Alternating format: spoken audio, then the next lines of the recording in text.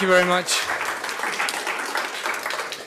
All right, I spent the last 2 days since I've arrived racking my brain how to squeeze a 4-hour presentation into 2 hours. It has not been easy. So I'm going to go through this at a pace, not because I want to confuse you or myself, but I feel like if I leave anything out, I feel like I'm robbing you of valuable content. And, what do you leave out of something that's a work in progress that started out 8 years ago with a small little presentation and now consists of volumes and volumes of research and discovery that is, I, for one, certainly did not expect to happen to me. So let's kick off. The history of our planet is far more mysterious and stranger than most of us will ever realize. And just by talking to the people here, it becomes very evident. The more people you talk to at this conference, the more evident it becomes. And the interesting thing is that the closer you get to this beautiful blue planet, the more you realize how deeply divided we are as a species. And it's that division, very constructively created division, that is being used against ourselves. And this becomes very evident by the end of my presentation. You'll know exactly what I'm talking about. The great human puzzle. Who are we? Where do we come from? Why are we here? Everyone has asked those questions, the three Holy Trinity questions, if you can call them that. It sounds so simple. We should have all these answers at our fingertips, and yet we can't, define these answers with any kind of confidence, because every time we think we've reached some sort of answer, everything shifts and changes and sends us in a completely different direction. And I normally have a lot more slides here to go into much more detail, but I edited those out. Sound and resonance seem to be the common denominators of religion and creation. No matter how far back you go, no matter how many civilizations you look at, eventually, if you scratch deep enough, that's what you're going to find. Sound, resonance, frequency, but primordially the sound. And it also somehow connects us to opening us to understanding higher levels of consciousness. And that becomes very important as we go through this presentation. In Christianity, it's the word. God said, let there be light. Okay, let's not get into the semantics. Yes, that we can define that in very various ways, but let's look at the basic stuff that we're dealing with here. The word. First there was the word. In Hinduism we got the Om, the primordial creative source. The Egyptians sang the universe into creation. All comes to sound. And it gets more interesting as you look at some of the more bizarre and ancient cultures.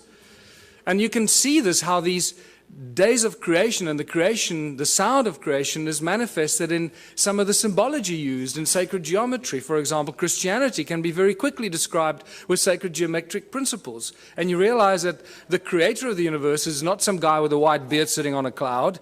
That's just complete fairy tale stuff and very distinct part of the control system of humanity. That division principle plays itself out in that philosophy. 6 aspects of Om, or the Om Mani Padme Hum. You see sound frequencies related to the creation process. And in Egyptology, the 6 aspects of the all-seeing eye of Horus. And when you see this, you realize that we're dealing with sound, 6 resonance ratios, all to do with sound frequencies. So sound plays a very important role, and one of the lesser known statements or thought patterns of Nikola Tesla that a lot of people seem to miss is that Nikola Tesla said that the earth rings like a bell. It's continuously ringing like a bell. And if you know how to use this primordial source sound frequency of Mother Earth, you'll know how to convert it into an unlimited source of energy. And I believe that's what he really did. What he did with it up at the top of the tower remains a mystery to most of us, and we're all trying to emulate that. But I believe that he was talking about the sound of Gaia, an unlimited free source of energy.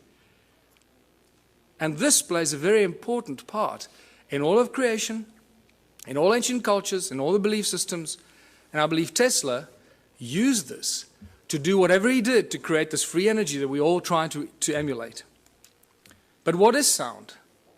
What is sound? Because we think that sound is just something that travels at a finite speed. Well, that's been busted now, because in Tennessee, and you studied in Tennessee, didn't you? Brooks. At the Middle State Tennessee University in 2005, there were 3 high school students and 2 undergraduates that proved that sound travels beyond the speed of light. I'm not going to go into that, but that's an interesting thing to contemplate. That's one of the best kept secrets of science and physics. Never made it into the mainstream news bulletins. Sound boils water. This is a guy called Peter Davey in New Zealand. Since 1940, this guy's been boiling water with sound frequency.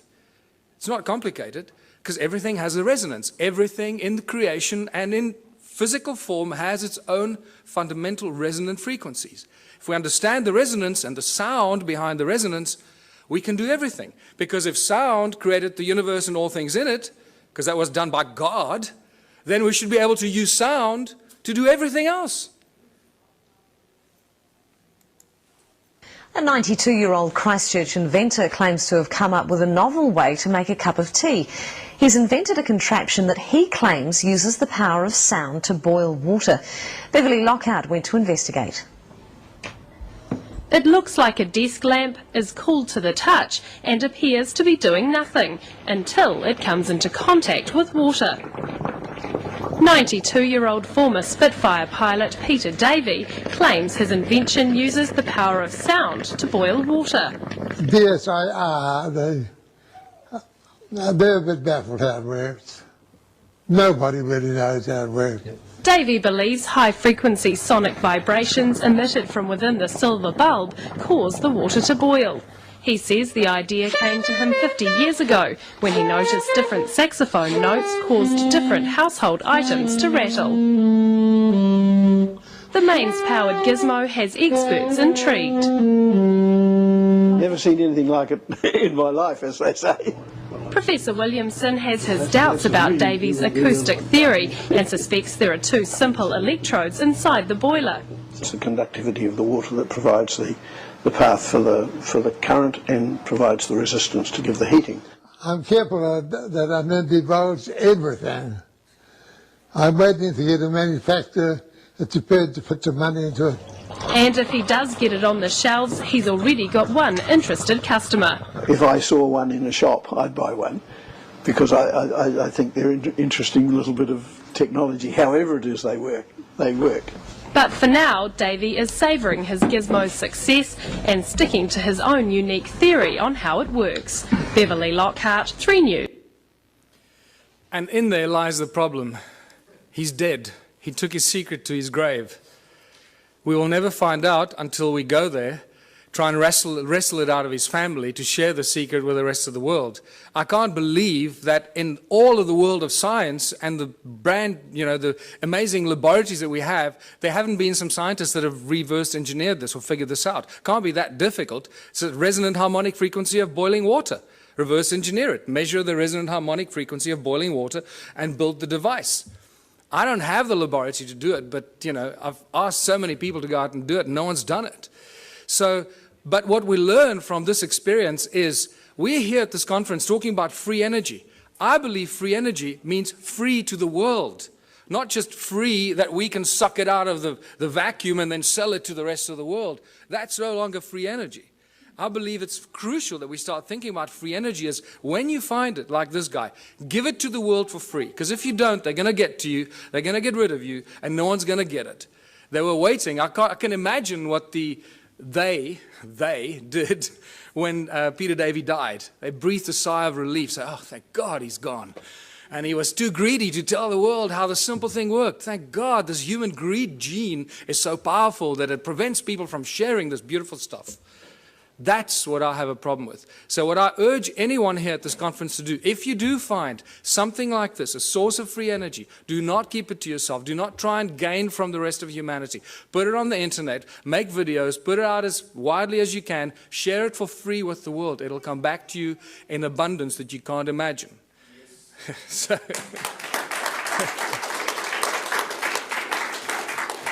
Sound levitates. All ancient cultures talk about levitating things with sound, not just sound, but also with mind and thought. Now, we hear about it all the time, but until you see something being levitated by sound, it's difficult to comprehend. Here's a beautiful example. Most of the stuff exists on YouTube, but we don't go looking for it. So, Notice that you can hear the sound frequencies because the items they're levitating are very light. Remember, the higher the frequency, the higher the energy. So these polystyrene items are very light, so the frequency is lower frequency that's audible to our ears. So when you're trying to levitate giant blocks, you would need very high frequencies that you can't hear, and then it looks like magic. Also note that the sound source comes from two different sound sources, and it seems to levitate it at the cross point, the crossroad of the sound frequencies. That's what the levitation effect is. This is very important later in my presentation. And the knowledge of the ancient cultures.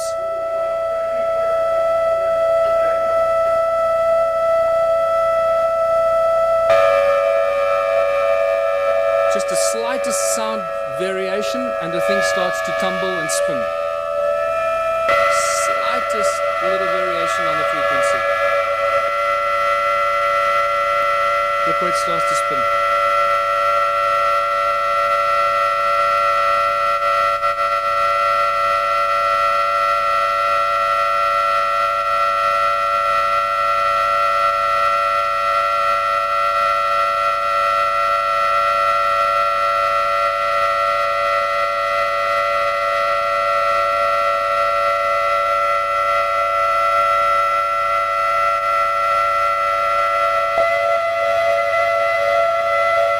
Real irritating noise, but you know, you have to put up with it too.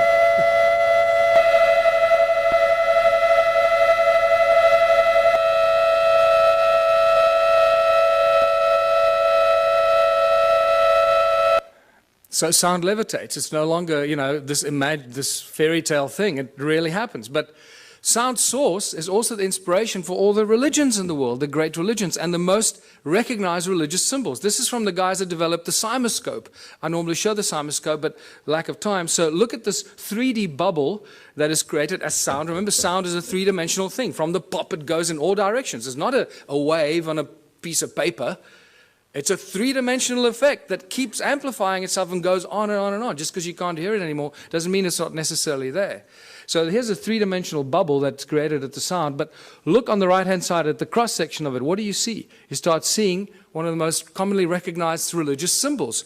Why did the religions choose the symbols? Because when you drill right into the middle of this, what seems to be at the very source of sound, the pop, or that moment, instant of pop, this is what you get. Oh boy, do I recognize this interesting symbol. And this is where you realize when the ancient cultures carved these intricate things into rock, they weren't just imagining things. They understood that sound was the source and how sound can create and levitate and manifest shape and form. And that's why they carved hundreds of thousands of these crosses in circles. And not only did they carve it, but it's also recognized by ancient cultures. In southern Africa, it's known as Mabona, the Lord of Light. Lord of light, sound and light, the creator of all things, the source of all things. And you see this shape repeat itself in some of the most popular religious symbols, like the Coptic and the pagan crosses. You see the sacred geometric patterns imitate themselves in these symbols. It becomes very interesting because now you know where they get the symbols from. It all comes from sound. What does this have to do with ancient civilizations and evolution of consciousness?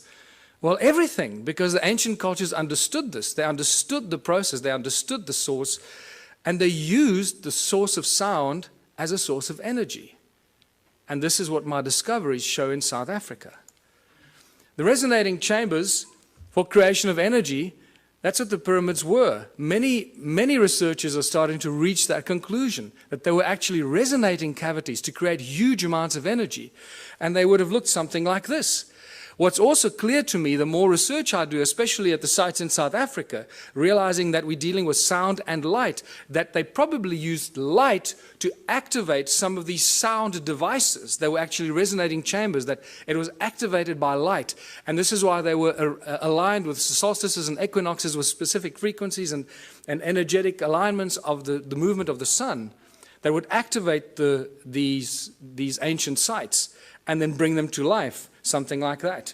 And if you think that's not happening, there's an interesting photograph that is available on the internet of some strange energy forms coming out of the pyramids, taken with some weird lens that shows you energetic frequencies, and this got me very excited because this is directly connected to my discoveries in the stone circles of southern Africa. This is some interesting symmetrical interference patterns that were taken at Stonehenge, which tells us that Stonehenge was not an accidental bunch of, long-haired, loincloth, cavemen that built this with ropes and pulleys. And when you go to Stonehenge, they still have that image on the side of the tunnel as you walk towards Stonehenge. They still show the guys with ropes and pulleys building Stonehenge. It's insane. So it's a very, very advanced device, Stonehenge. And what blew my mind is how old Stonehenge is. This is probably one of the oldest sites on Earth.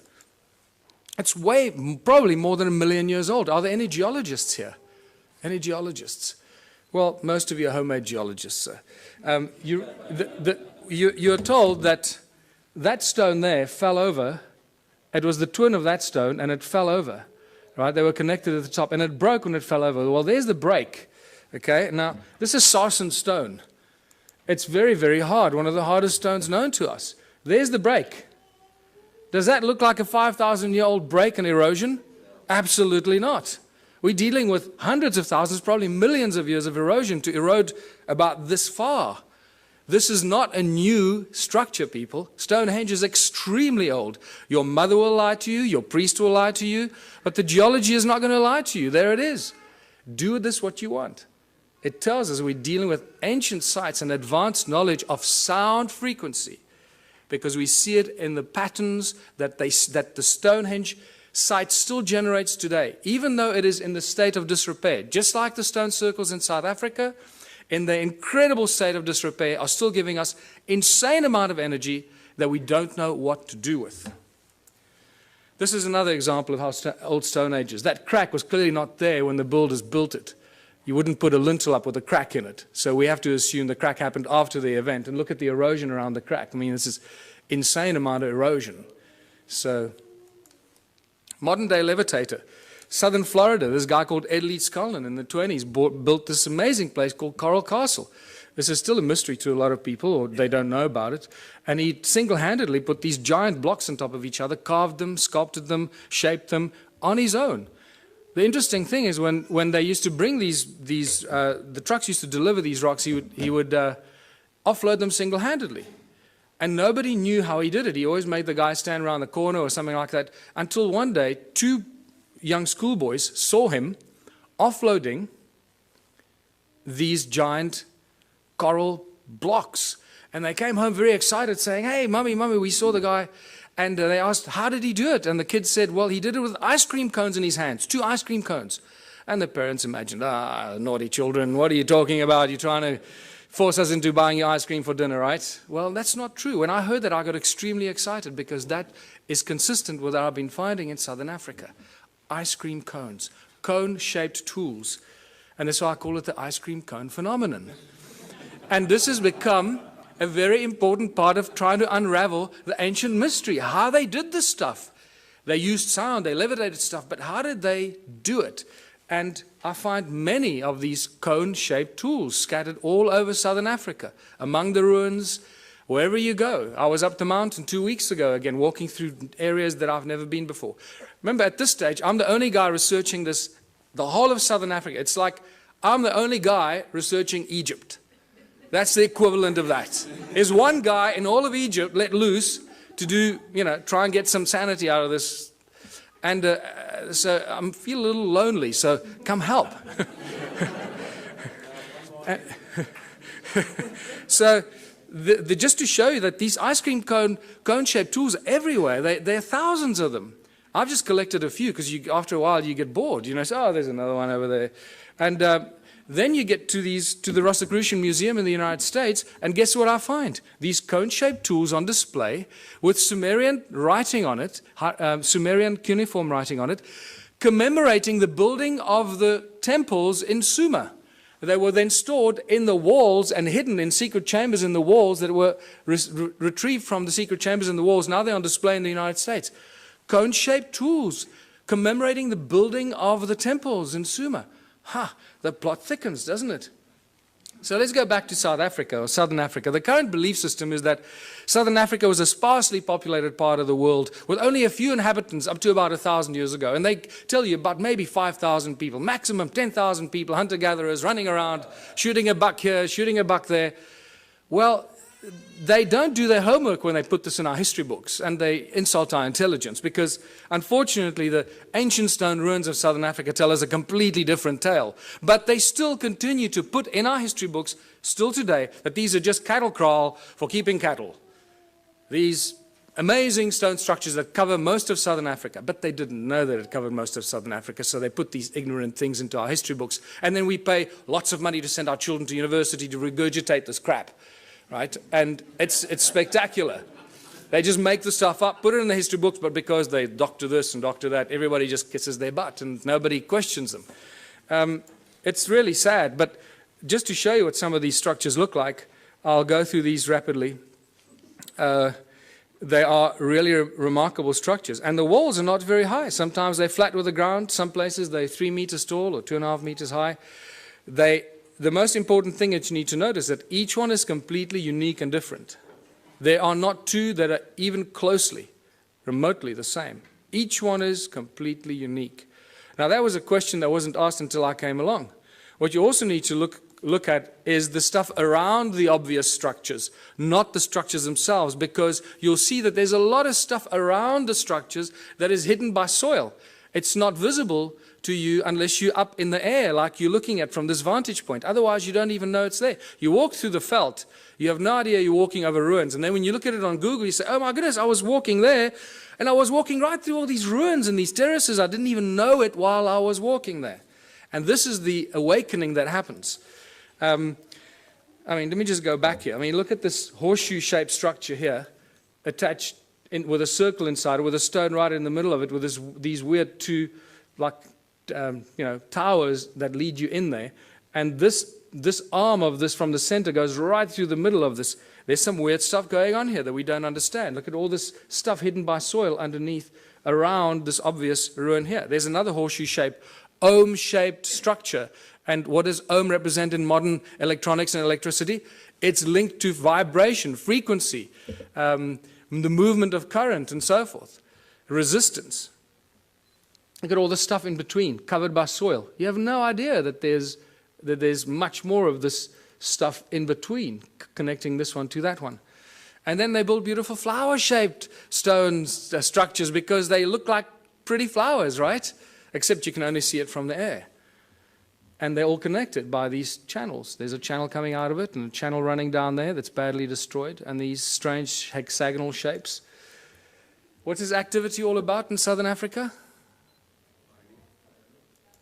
Always about gold. Don't you ever forget it. Always about gold. And remember, it's not the obsession of humans with gold, it's the God's obsession with gold. In Genesis 2, when Adam was alone on earth, Eve had not yet been fashioned from his rib. God comes to Adam and says, hey buddy, there's a place called Havilah. It's land full of milk and honey. The land is good, the water is good. And by the way, buddy, there's gold. What on earth is going on here? Why would God, the creator of the universe and all things in it, the commander of consciousness, want to tell Adam about gold? And it's in that one defining moment that you divide God with a big G from God with a small g. Huge, huge division. The twain shall never meet. And the Bible and ancient texts seem to be, especially the Bible, is constantly crossing those lines. What I find fascinating, scholars that have been studying the Bible for 30 years, their entire life, still keep crossing that line. God with a big G, God with a small g. The Elohim is a plural. The Elohim and the Annunaki are the same beings, and I'll show you why. We've got conclusive evidence that the Annunaki and the Elohim were the gods of the Bible, the gods with a small g, the malicious, malevolent beings that were after gold. The divine creator of all things does not want gold. He doesn't take credit cards, and he doesn't use money. And we'll get to that. The ancient history of Southern Africa is all about gold. You can't, the whole Monomotapa kingdom that was attacked by everybody from the north, and they could never be overthrown, the golden kings of Monomotapa. Fascinating story. Not many people are even aware of it. What do other ancient cultures or other ancient texts tell us? Well, the Sumerian tablets tell us in great detail about the Annunaki. And all the great biblical stories are first found in the Sumerian tablets in much greater detail. And when they, like the creation of Eve from Adam's rib, is reduced to 2 lines in the Bible. In the Sumerian tablets, it's a whole chapter on it, how it happened, how they put Adam into a deep sleep, and blah, blah, blah. It's phenomenal information.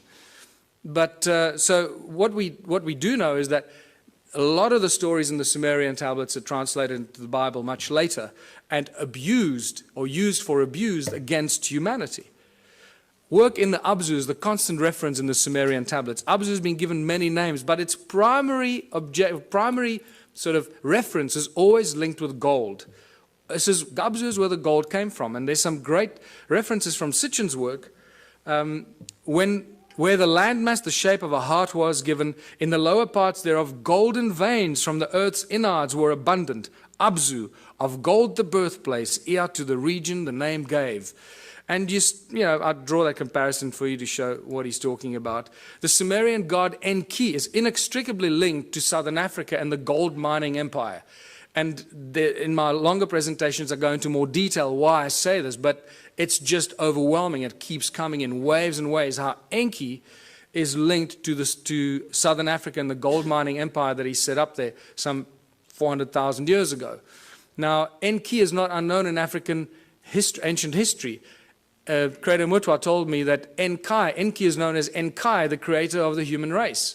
Just to throw that at you. And it gets weirder and weirder the deeper you go into this. And then Enki decides to create a species because they needed help to get the gold out of the mine. You can't just use machines. Machines break. And it's much easier to clone a species and train them and let them do this stuff, because if they die or get sick, then you just replace them. It's better than building machines. They just breed on their own. Look what they've done. 7 billion. Great breeders, these machines, these slaves. Let us create a Lulu, a primitive worker. The hardship work to take over. Let the being, the toil of the Annunaki carry on his back. Tells us very clearly what these guys were up to down there. Planning to create the Adam, Adamu. A primitive worker shall be created. Our command will he understand. Our tools he will handle. To the Anunnaki in the Abzu relief shall come. So we know that the Anunnaki were in the Abzu. They were doing something. They needed relief. And for this they needed a slave, and they cloned it. And boy, did they do a good job. This is fantastic reference to Enki's house, his mines, and his technology. In the midst of the Abzu, to a place of pure waters, Enki betook himself. In that land, a place of deepness he determined for the heroes into the earth's bowels to descend. Before they cloned the slaves or the human race, they referred to the Anunnaki who were doing the gold mining as the heroes, because they were doing the hard work in the gold mines. So for the heroes into earth's bowels to descend.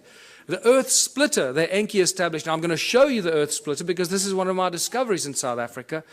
Therewith in the earth a gash to make, by way of tunnels, earth's innards to reach, the golden veins to uncover. Boy, now that we found the physical evidence in South Africa and Zimbabwe, mostly, suddenly Sitchin's work becomes like poetry, because we can point to what he's referring to. We've got the physical evidence for which he's often undergone a lot of criticism, Oh, he's making this stuff up. Well, anyone who's still a naysayer about Sitchin's work, wake up. We got the physical evidence. It's there in beyond believable abundance. Is there a ruin or a settlement that could be linked to Enki? Absolutely.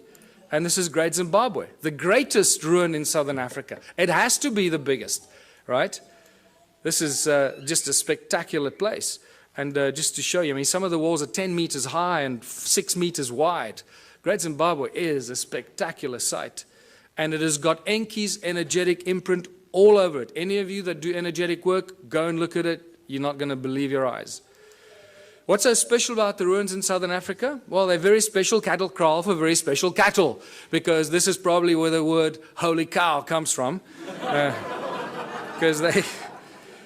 Because most of these cattle kraal are built aligned to the sun and the stars and the equinoxes and the solstices, and wow, they went to a lot of trouble for these cattle, didn't they?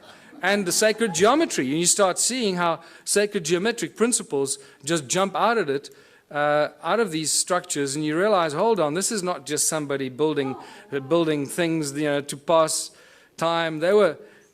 and clearly this was easy to these people, because every single one of these ruins that is measured, and this is all Jan Heine's original pioneering work for which you'll always be remembered, because every ruin that he's measured so far turns out to have these very intricate alignments. And this is spectacular, and you'll understand why this is so spectacular when you realize how many of these ruins there are.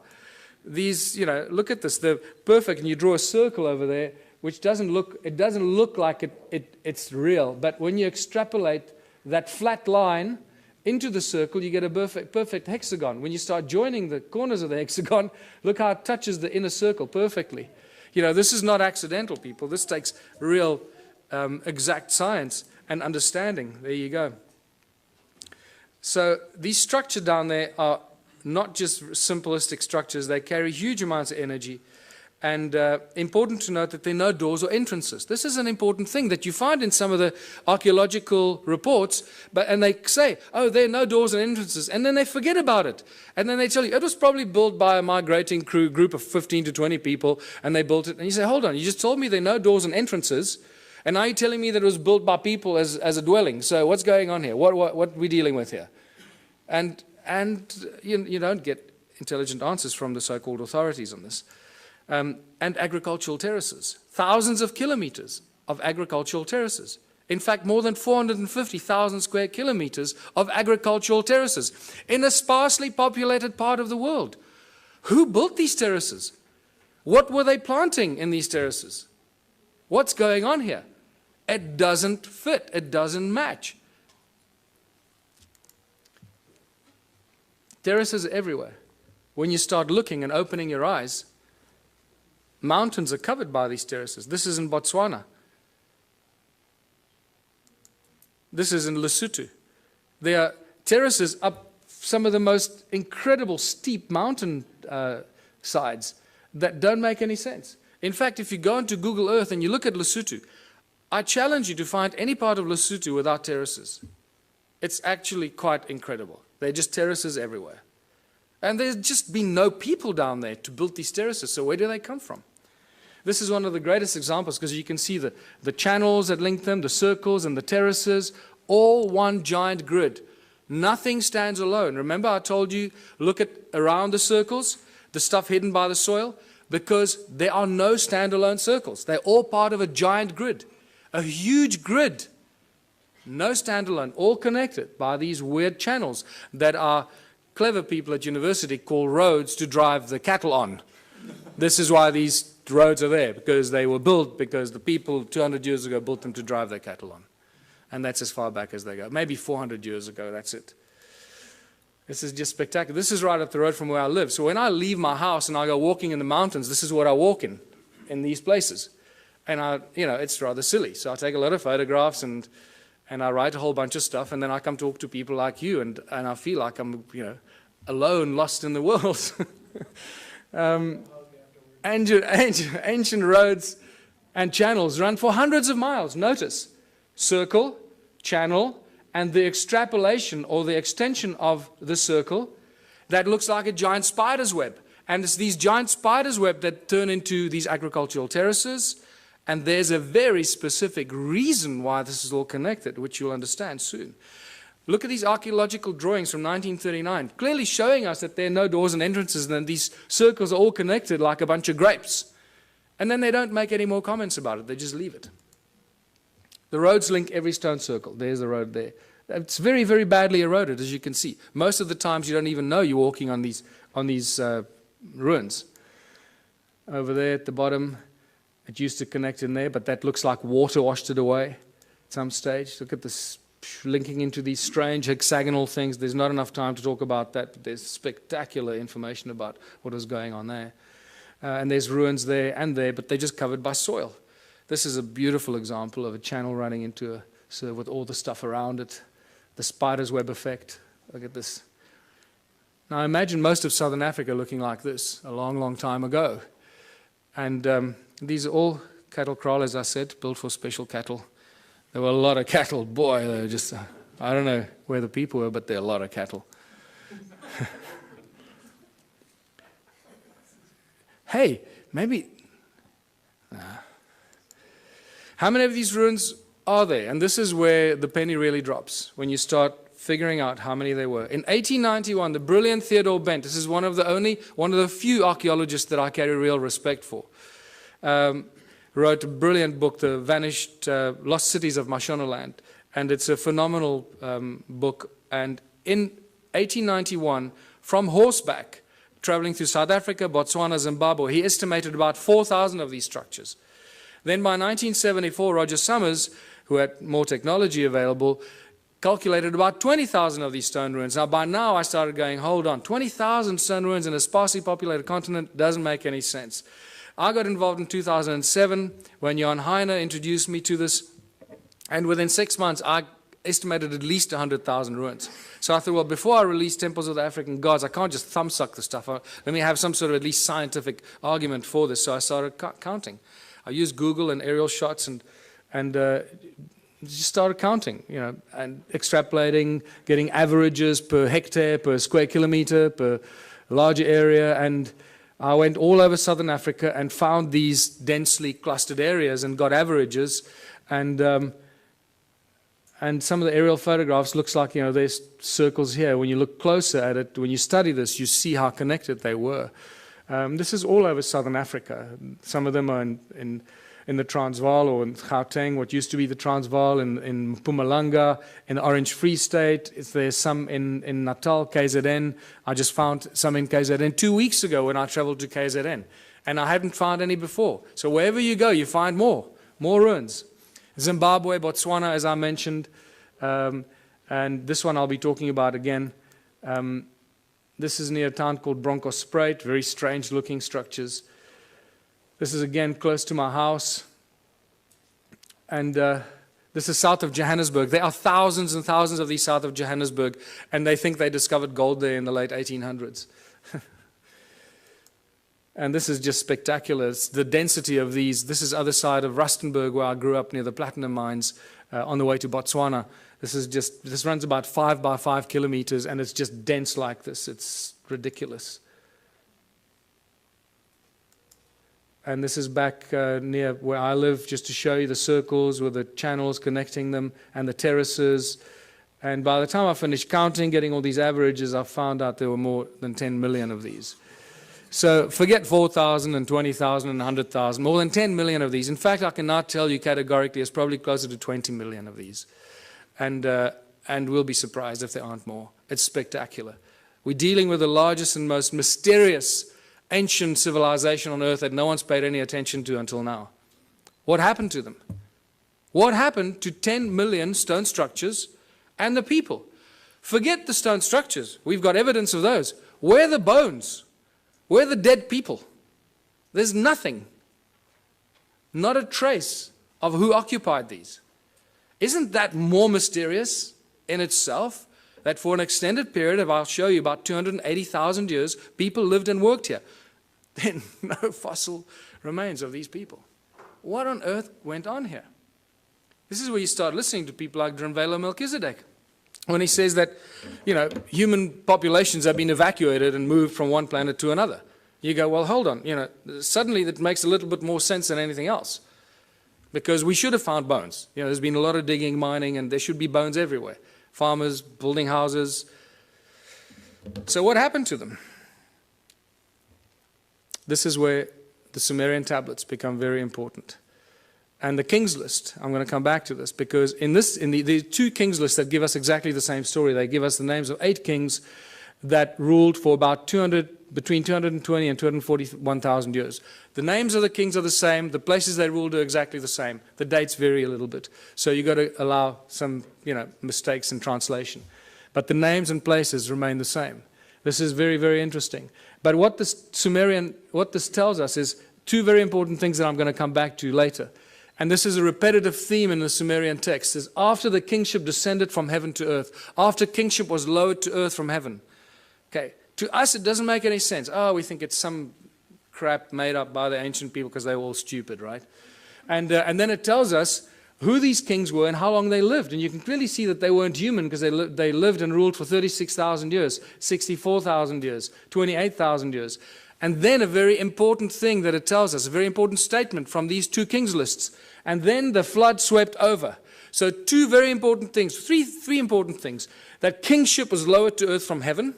Somebody up there decided that they were going to appoint some kings on earth, some priest kings.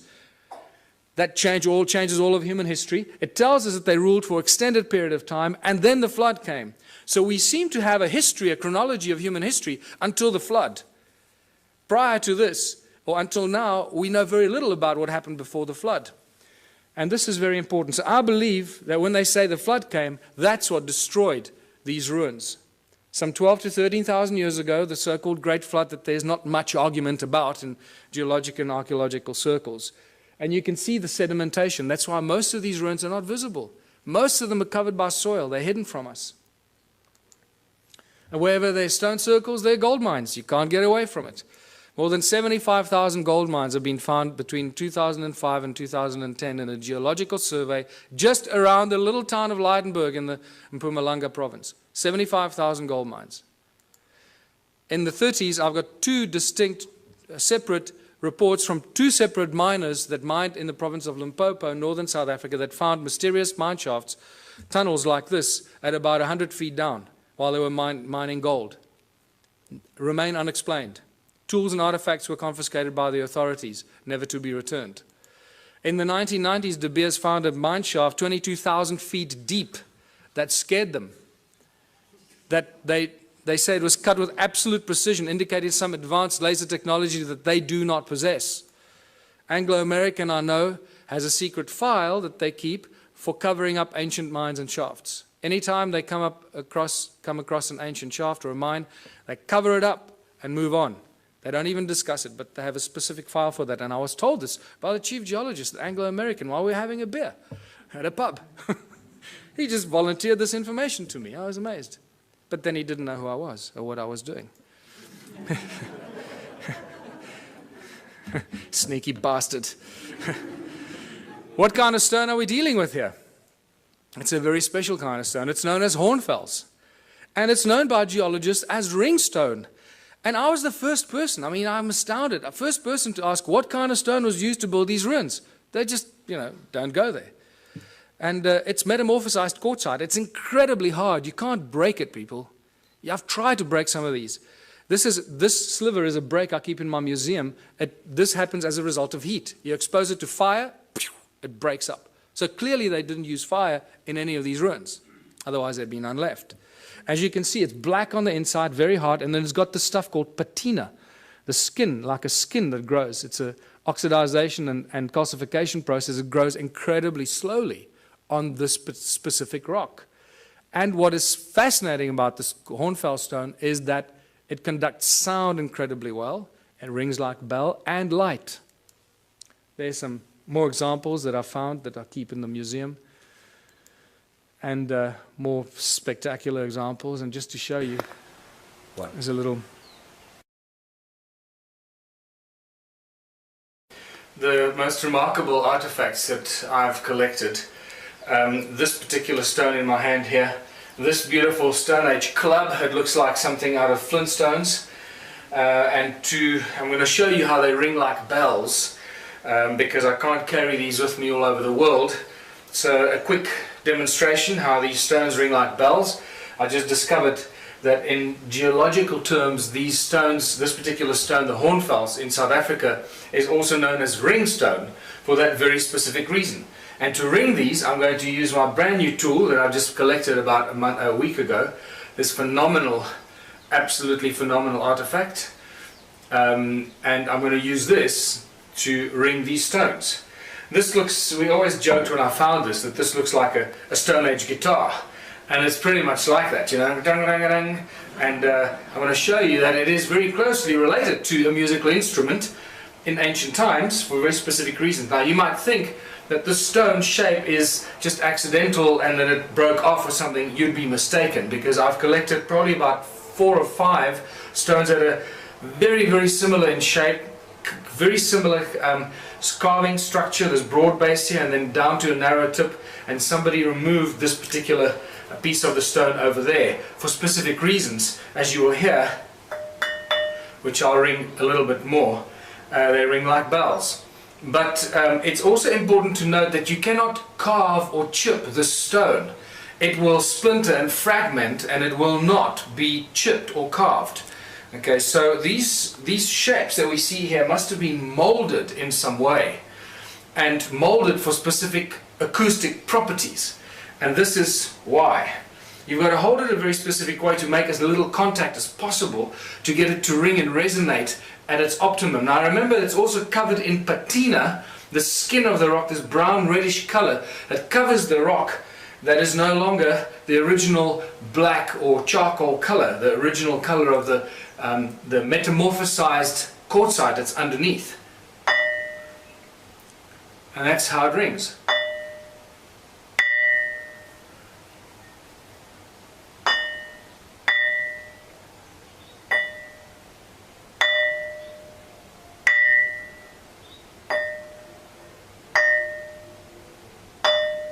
I can actually feel my fingers underneath are deadening the ringing because I'm holding it and it's deadening some of the effect.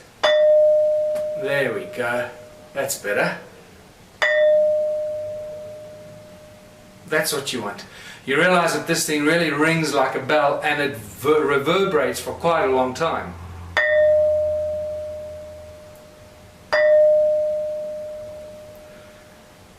Alright, and now to show you that this is not the only one, here's the other one.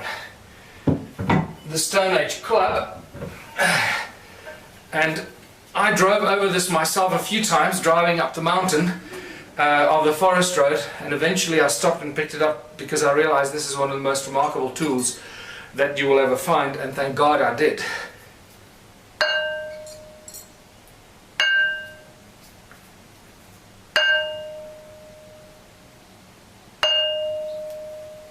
And it is very heavy.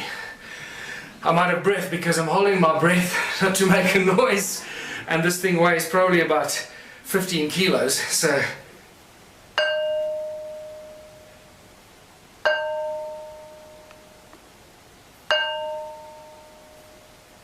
and there you go. Demonstration how these stones ring like bells, and they were used in all kinds of ways and fashions, just like the ankh, to create specific vibrational frequencies and specific notes to use as a form and a source of energy. And just to remind you, metamorphosized quartzite is full of what? So we can talk about this later when we start getting into the consciousness principles. What are we really dealing with here? And what do these ancient sites contain? How much information is actually stored in these ancient sites? Yes? Just a quick question with the stones there. I noticed that the frequency was the same. It seems to be the same note. Did you actually ever try and measure the exact frequency? Yes, we did. We measured. Well, not those two. I haven't tested those two. But somebody emailed me. I get thousands of emails. Somebody emailed me saying that's a B flat, I think. That is very important, but it's just not enough time to go through all this stuff. Sorry. And then all these anomalous tools I've been collecting and finding. Strange tools. Once again, some of them are these cone-shaped tools, always to these points. And then the stone phallus. Stone phalluses seem to be very popular in these ancient times. What's important to note, see how the patina has covered all of them, remember? Somebody must have carved them or shaped them at some stage. And they're all covered in this brown patina. Okay, keep that at the back of your mind.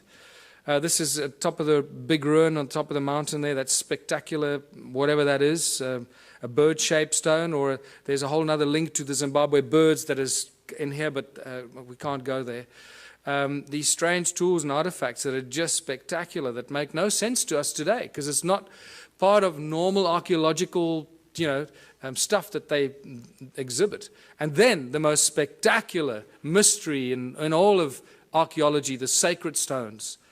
The special sacred stones. Hundreds of thousands have been found in southern Africa. Now, because we had a breakthrough energy conference, you'll automatically notice that they resemble a torus shape. So I'm giving you a little hint as to what these are for.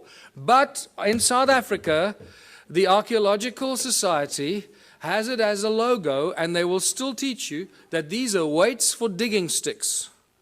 That the people made them in the hundreds of thousands when there were only a few thousand hunter-gatherers, because this is from the Stone Age, right? So there were no metal tools.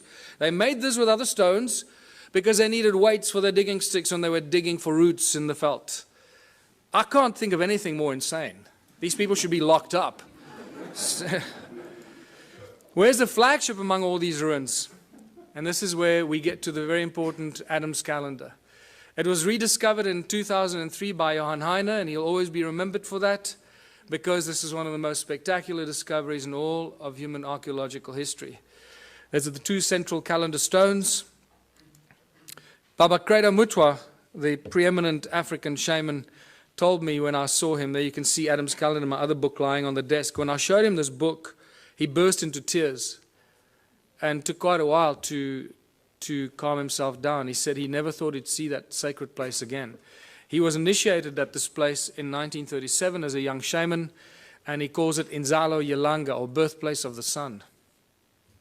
Specifically the S-O-N, not S-U-N, because it is believed by the shaman that this is where the gods created humanity, birthplace of the sun. That's what it looks like from a helicopter, circular structure, that is north, that is south, not the trees, the stones under the trees. They're the two central calendar stones, and over there you see a wooden pole, that's where the stone man used to stand, and right from the stone man across there, across the Horus bird lying there, which you'll see, we're looking east, exactly east at the rise of the sun. On the edge of this cliff, which is known as the Transvaal Escarpment. There's looking north, exactly north, between the two stones. You can see north-south line goes right between the two central calendar stones. And why is it a calendar? This is Johann Heine showing me of our very first visit there, why it's a calendar. And he did all the original calculations when he rediscovered it. This setting sun casts a shadow, this rock casts a shadow on this one, and you can tell every day of the year, from the summer solstice on this side until the winter solstice on that side, and it comes back. So it's still an accurate calendar, and one of the few that I know. I can't think of any others that do this, monolithic calendars or Stone Age calendars. This is a 3D reconstruction that we did, putting the stone man back in his place, who was removed in 1994 by the Minister of Environmental Affairs, to put a plaque on it to commemorate the opening of the Blue Swallow Nature Reserve. Isn't that ironic? Desecrating one of the oldest sites on Earth. And then they try and prevent us going there because we're bringing tourists there and we're desecrating the place. And there you have, looking out east from the stone man across the calendar stones, very distinct Horus stone, looking at what? 3 stones that seem to align with those pyramidal structures over there, that are aligned with the rise of Orion over there. But you'll see more about that now. How do we date the stones? We look at everything. I'll look at anything, because you can't date stones. So you got to look at everything. Use your, do what the guys in CSI do. Follow the clues and the evidence. And what makes most sense, you have to go with that. So first of all, every stone there is known as dolerite. It doesn't belong there. It is now categorically proven and shown from geological studies that those stones do not belong there. They were brought there by somebody to build the calendar site. That's the edge of the Transvaal Escarpment. It's known as Black Reef Quartzite, and it's full of gold. There's a gold mine underneath that ridge, actually, an ancient gold mine. The erosion, that piece there broke off there. That's the erosion on the tip of that ridge, on the break. Most geologists I've asked suggested to me, pick a number above 50,000 years for the amount of erosion that happened there. So 50,000 years ago, that piece broke off and landed there. Right? So now we're starting to get to the ancient age of this. But this is one of my best, is the patina growth, because I've told you already that these tools have been molded and shaped, and the patina has grown back. That's what it looks like when the patina is gone, black, and then the patina grows back. This is a great example of a monolith in one of the stone walls that at some point broke, and this tip broke off. Look at the patina that's grown back. There's about 2 millimeters of patina growth. We're dealing with something. This patina is known to grow at about 1,000 years per microscopic layer. 1,000 years per microscopic layer. So for a millimeter or 2 millimeters of patina, we're dealing with something that's 100, 200, 300,000 years old. We don't really have a measure for it, but it's extremely old. And we know that this is not normal archaeology. Look at this beautiful carving of one of the stone structures. So not only did they build the stone circles, but they first carved them into rock. This is another interesting part of this presentation that I normally go into a lot more detail. But look at, after they carved this crack appeared through the rock. This hornfels stone, you should see the black of the hornfels on the crack. On a fresh crack, you'll see the black of the hornfowls. But it's so old that the patina has grown into the crack and completely covered up the black color. So this shows us how old this carving is. So we're dealing with probably 50 to 100,000 years old that this carving is. So these are the kind of indicators that we have to use when you deal with this kind of evidence, because you can't follow the normal archaeological routes. They just don't have the tools to do that. But this, my friends, is by far the most important discovery, I believe. If you look at the circular, you can see the whole Adam's calendar is a circular structure, north-south. But the first thing that you notice is that it's not at 12 o'clock. It's not true north. It's slightly left of center. So Johan Heine and I had it measured, and we found out that there's a 3 degrees, 17 minutes, and 42-second deviation anti-clockwise. Now, that's not possible, because we're not dealing with magnetic north. We're dealing with true north. And at first, we thought that this had something to do with the precessional wobble. So I spent a lot of months trying to analyze and speak to experts in precessional counting and all that. And I realized, hold on, I'm barking up the wrong tree. This is true north. Wherever you are in the precessional wobble, true north stays at true north, right? So what's going on here? This is 3¼ degrees deviation. I believe that the man that holds all the information is Charles Hapgood, who's been trying to teach us about crustal displacement and crustal shift. I believe that Adam's calendar is a real geophysical example that crustal shift displacement did happen, because these guys did not make mistakes. They would not have accidentally built at 3¼ degrees out of alignment. It's not going to happen. So we know that crustal displacement happened, we just don't know when. But here we have physical, geophysical evidence that it did occur. And then obviously the Orion connection. You can't get away from the Orion connection. All ancient cultures do it. I've mentioned it already, those three. There's your Horus stone, and look at that distinctly carved rock there. Those three, if you lift them up, they align precisely with the rise of Orion's belt when it was flat on the horizon. I've had 2 separate calculations done by 2 separate astronomers. Both of those will be wrong, because none of them took into account that 3¼ degree misalignment. So, but it just shows you that their calculations are really, really old. That's really interesting. I didn't cross-examine on them. And just to show you this beautiful Horus stone, I discovered that one morning when I went there with another guy very, very early when I started doing this exploration. And that stone was covered by soil. So we couldn't see. I didn't know that it was actually a Horus or a bird-shaped stone. But then when I moved the soil away from about there, suddenly this beautiful head and nose appeared. It doesn't look like much from here, but there's nothing to stand on to take photographs. You know, if I take one step backwards that way, I fall off the edge of the cliff. So, and there you go. It's about 3.5 meters tall. There's a fat belly there that you can't see on this angle. And the nose is broken off. That's probably maybe another foot there that would have extended. If you lift it up, there you got it, reconstructed. Adam's calendar. When I called it Adam's calendar, I had no idea how close to the truth it was.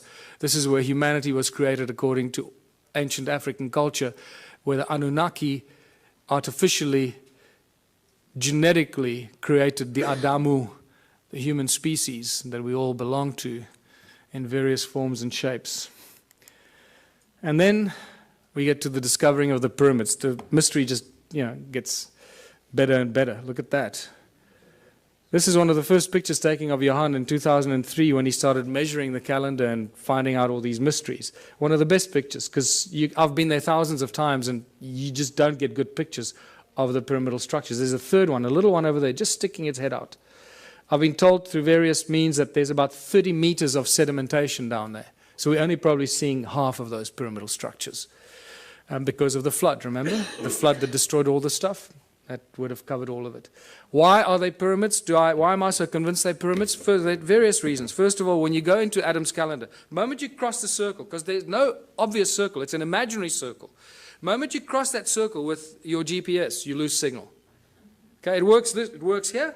The moment you walk in there, your signal is gone. And I love the macho guys. They just love it. Oh, my GPS will work. You'll see. I'll show you how my GPS works. And they go in there.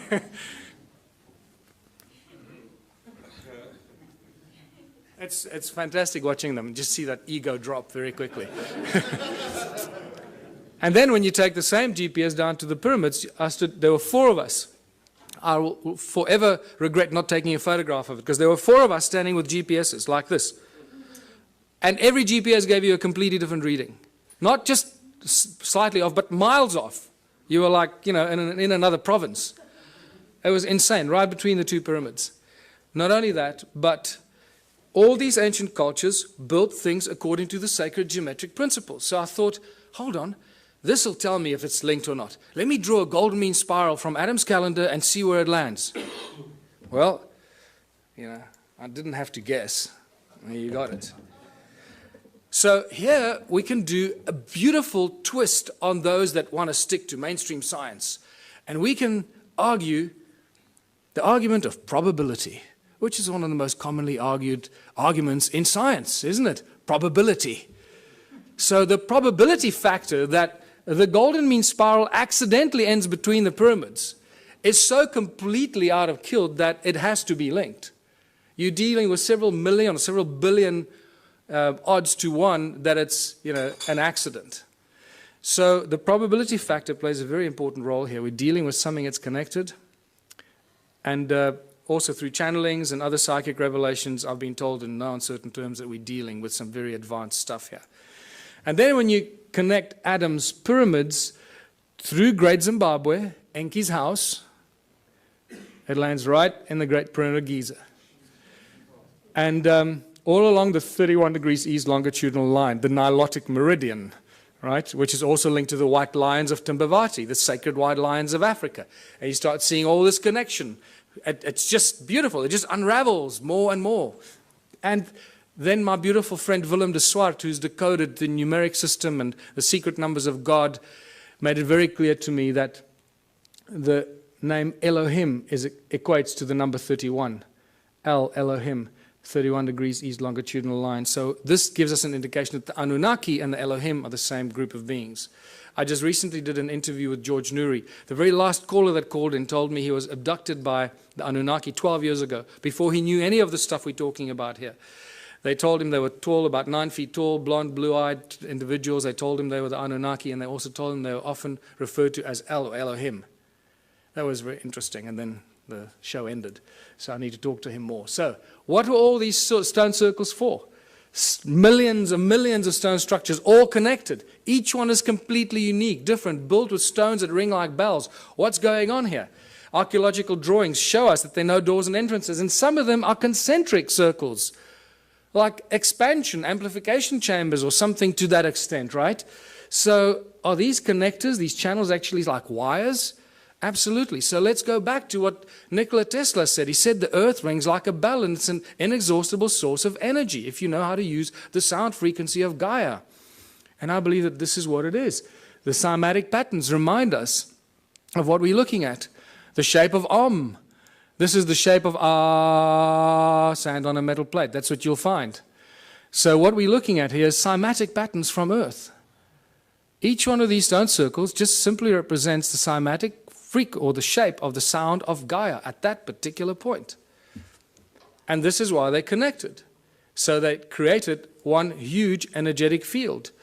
There's one example. There's Hans Jenny's photograph, the circle in the middle and the spider's web effect outwards, the circle in the middle, spider's web effect outwards, except these were connected so they could share the energy they suck out of Mother Earth. And but how much energy could these structures create? For this, we got to go to 1944 in Japan, when they were developing the death ray with which they were going to smite the Allied army. But unfortunately, they got nuked, so they never got to use the death ray. But one of the things that I found out is that at the core of this death ray was a thing that they used called a magnetron, a resonant cavity magnetron. Well, this is, you start a frequency in the middle, you amplify it in these resonant cavities until you decide when you want to take it out of the wires. And that magnetron is used in laser beams, it's used in microwaves, it's a technological tool used in many applications. This has got a little magnetron in it, or a klystron, I think it's called in this. And then it goes through what? It goes through a crystal to focus the light. Right? So if you're working with light, you need to use crystal because it lets the light go through it. Right? So I believe that this magnetron was used. There you go. If a magnetron a few centimeters in diameter could fry the Allied army, how much energy can a magnetron 22 meters in diameter create? Huge amounts of energy. In fact, I was made aware that it's this structure that was probably responsible for the destruction of Atlantis, because they didn't quite know how to use it and it got out of control. So I believe when you read those translations of Sitchin, where he says Enki built the earth splitter with which in the earth a gash to make, I believe this is the earth splitter or something like that, creating huge amounts of energy, putting it into the giant grid, giant energy grid that connected all these stone structures in southern Africa. And that's really what it was. Everything was linked to the mining of gold. None of these were dwellings, people. We're dealing with a giant energy and work grid for the extraction and the mining and the processing of gold. And then get to the measuring of these stone structures. And I found a guy who had a very interesting device that he measured without me, and then I came back from America and I heard that he went and measured these. I called him back. I said, I want to go back and do it with you. So I went with him, and he used to work in the satellite industry for Centec. Interesting guy. And the measurements that he showed me were just mind-blowing. Electromagnetic waves, either horizontal or vertical, coming out of the ground into the sky. Sound frequencies in hertz. The loudness in decibels, and also what he calls the heat signature. The heat signature that he explained to me, he measures up to, it's the average temperature of the ground below the soil, below the surface, down to about 300 meters. He's got all kinds of ways that he calculates this. I can't explain to you exactly how he does this, but I asked him several questions to cross-examine him to see if he was not, making it up, and it stayed constant. So I believe that he does have a system to work this out. This is what he measured. The outside, the heat signature anywhere outside here is 5.5 degrees Celsius at the surface of the ground. The moment you move the device in there, it shoots up to 29 degrees. So it's 5.5 degrees, 29 degrees. 5.5 degrees, 20. There's no scientific explanation for that we have right now. You go in there, it goes up to 33 degrees. 5.5 degrees, 33 degrees in the middle. What's interesting, the electromagnetic field here runs at the equivalent of about 280 megahertz, but it's vertical, straight out of the ground into the sky.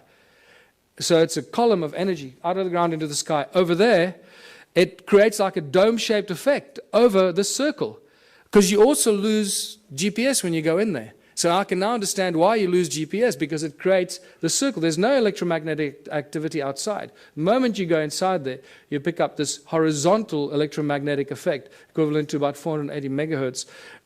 And he went into more explanation to me exactly how sorry, let's go back here. And then the sound frequency he measured coming out of these walls at 14.5 gigahertz. Now, we don't measure sound frequencies at those.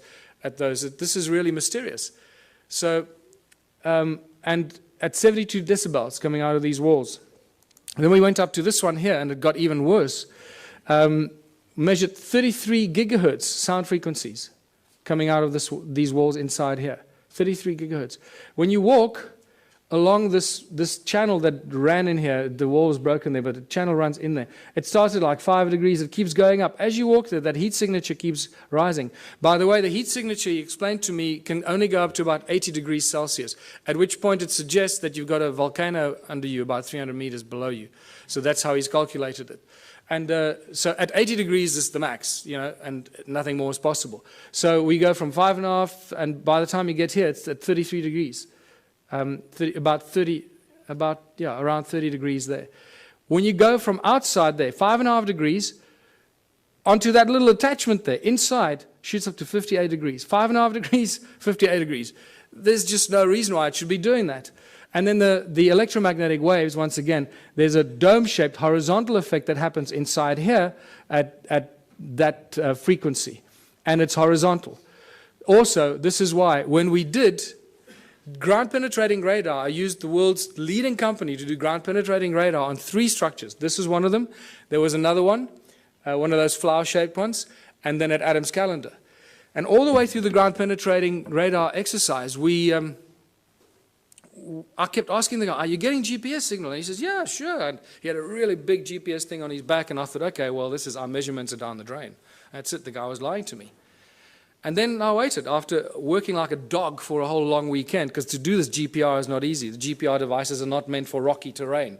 You've got to drag this big box and up the rocks and down the rocks. And I had to do the dragging.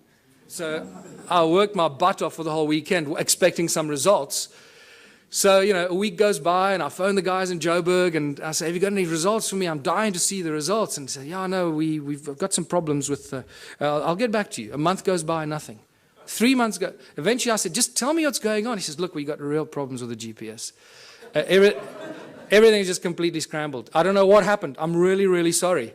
But it's just like complete garbage. This has never happened to us before. So I went, don't worry, it's okay. You made me the happiest guy in the world. Because now I know that our measurement's accurate. It looks like you're getting a reading, but you're getting garbage. So when they put it in the computer nearly blew up. It said, sorry, buddy, I don't like what you're feeding me. And then we get to Adam's calendar, and everything we know, or we think we know, just flies out the window. There's the imaginary circle once again. And as you approach it, the heat signature is at 9.5 degrees. It's a little higher than the other places. As you cross that imaginary circle, remember there's no wall. So 9.5 degrees, as you cross in there, it shoots up to 77 degrees. 9.5, 77 degrees. But then when you go in between the two calendar stones, it shoots up to beyond 80 degrees, beyond what suggests you're standing on a volcano. This is bizarre stuff. Is it the human that enters there that makes the change? Or if you leave a thermometer in there, is it the temperature? It's not a thermometer. No, this is special calculation. It's a heat signature. It's not the temperature of the ground. Okay, so it's the average temperature that he explained to me, about 300 meters below the surface. Going up in temperature, suggesting that at about 80 degrees, that heat signature would equate to a volcano, volcanic activity. And then we measured the sound frequency, first of all. Once again, nothing outside. And then as you cross that imaginary circle inside, it shoots up to beyond 375 gigahertz. This is sound frequency. Now, I've never heard of anything before measuring sound frequency at these frequencies. In fact, I've had several people argue with me that sound doesn't exist at those frequencies. I say, oh, well, it just disappears. What happens to sound? It just disappears because we can't hear it. So there's an interesting debate to be had there with some of the brainy people out there. 375 gigahertz sound frequency. That's insane. That's ridiculous. But then the electromagnetic fields become very important in this discovery, because as you cross in there, it shoots up to 1700 megahertz, equivalent electromagnetic activity, horizontally, creating a dome-shaped effect. Again, this is why the GPS doesn't work inside there. But in between those two calendar stones in the middle, it shoots up even higher to 1800, but vertically, straight out of the ground into the sky. And that just blew my mind, because that made me realize that we're dealing with something very special. Since I first started going there and taking psychics and connected people there, there have been hundreds that have told me things about the site that could not be told unless you knew something. So once again, the statistical probability that they were lying to me is out the window. They must be telling me the truth. And the recurring constant, that thing that I've been told by, strange woo-woo people, is that it's an active vortex and a portal. Now that we've measured it, I believe them, because this is the kind of thing that we measure there. Electromagnetic waves run horizontally, vertically, and then vertically coming out of it is one vertical shaft of electromagnetic waves straight into the sky. So what is this calendar site all about? What were they doing here? What were the Annunaki doing here? They were getting gold. They were using the people to mine the gold, using advanced technology, Caesar technology, getting it off the planet. We know that they were getting it off the planet. Sitchin makes it very clear in his translations. But he says they would beam it up with skyships. I think he was very, very close to the truth, except the word skyships was misinterpreted in his translations. It wasn't skyships. It was a contraption like Adam's calendar. Beam up the gold, Scotty. Where do you want it? That's what we're dealing with here. They were getting the gold off the ground, off the earth, somewhere else. The gold isn't here. One of the biggest mysteries. Where's Germany's gold? Where's the gold in the USA? The gold is missing. Suddenly all the countries around the world are waking up that they don't have any gold. Well, this is an age-old story. It goes on for all of human history. Remember when the Spaniards arrived in the Americas and everywhere in the world, they found the native populations, they had all this gold, and they asked them, who does the gold belong to? There was always one answer they received, the gold belongs to the gods. And they were right. And they're getting it off the ground, off this planet. So Caesar technology was only discovered in the 17th June 2009. This was reported on in some of the scientific journals, talking about sound as being used as laser beams. Not light, sound. And they think it's very exciting because it's got great applications in the military, obviously. And this is where the sacred stones come in. Because I believe these are not only energy devices like toruses, toroid energy generating fields because of the special stone they're made of, but they're also frequency converters. One frequency in, another frequency out. And I believe that these pointy stones, like Ed Leeds-Skalnin, was reported to move the giant blocks with 2 ice cream cones in his hands. Well, you hold those 2 in your hands, it'll look like you're holding ice cream cones in your hands. And at the point where they cross, beaming high-frequency sound waves, they will create levitation. The higher the frequency, the higher the power and the energy, so you can lift huge things up and move it around as you want. Ice cream cones in your hands. Boy, those 2 schoolboys made my day. There you go. What I find interesting is that average 3 centimeters, which equates to 10 gigahertz. So when we reverse engineer this, I'm looking for laboratories that work on laser technology. We can do some remarkable experiments, people. We'll change the world. We'll use these stones and we're going to discover new energies. And we can, any volunteers, we can put you in front there, set it up, and see what happens if we phase you out or if you're still there.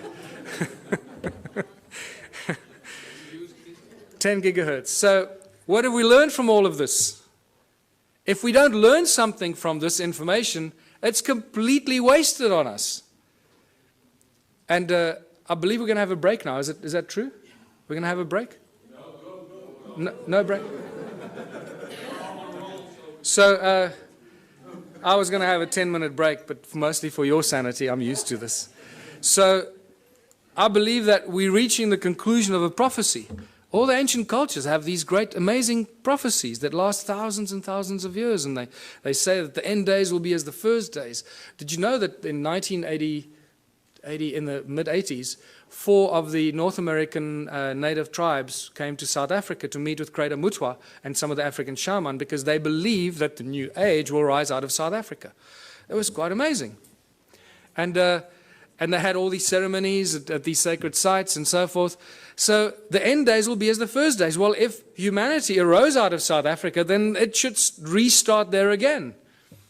And it makes me quite curious to see what's going on in South Africa at the moment. There's some really interesting things, and I seem to be involved in a few of those for some reason, but we're rediscovering free energy. We're discovering that sound is a source of energy. We just need to realize how to use it, figure out how to use all these ancient stone circles that give us insane amounts of free energy every second of the day.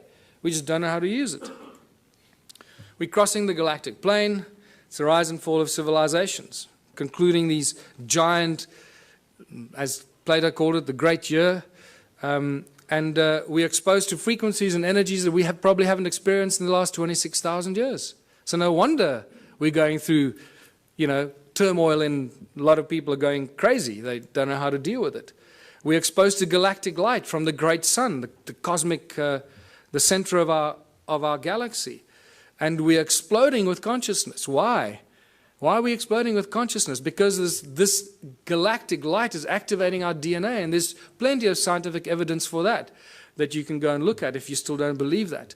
And it's doing amazing things. It's not just activating our junk DNA, 97% of it. So as our junk DNA gets activated, it creates a feedback mechanism, and we start to think higher thoughts, and our consciousness grows quicker and quicker. It's a beautiful thing, this, people. And it's all connected to these crazy people, 280,000 years ago, building stone circles in South Africa. They created us and allowed us to get to this point where we can contemplate our own existence and our own humanness and figure out how we fit into this great, crazy picture. We connect to the morphogenic field and realize that the resonance is the substance of the morphogenic field and plays a very important role in, spooky action at a distance that scientists are still trying to wrap their heads around. How does this all work? And this is where I realized that if we don't learn something from this ancient civilization and apply it today, it's going to be completely wasted. So I realized that these people lived for long, extended periods of time without money.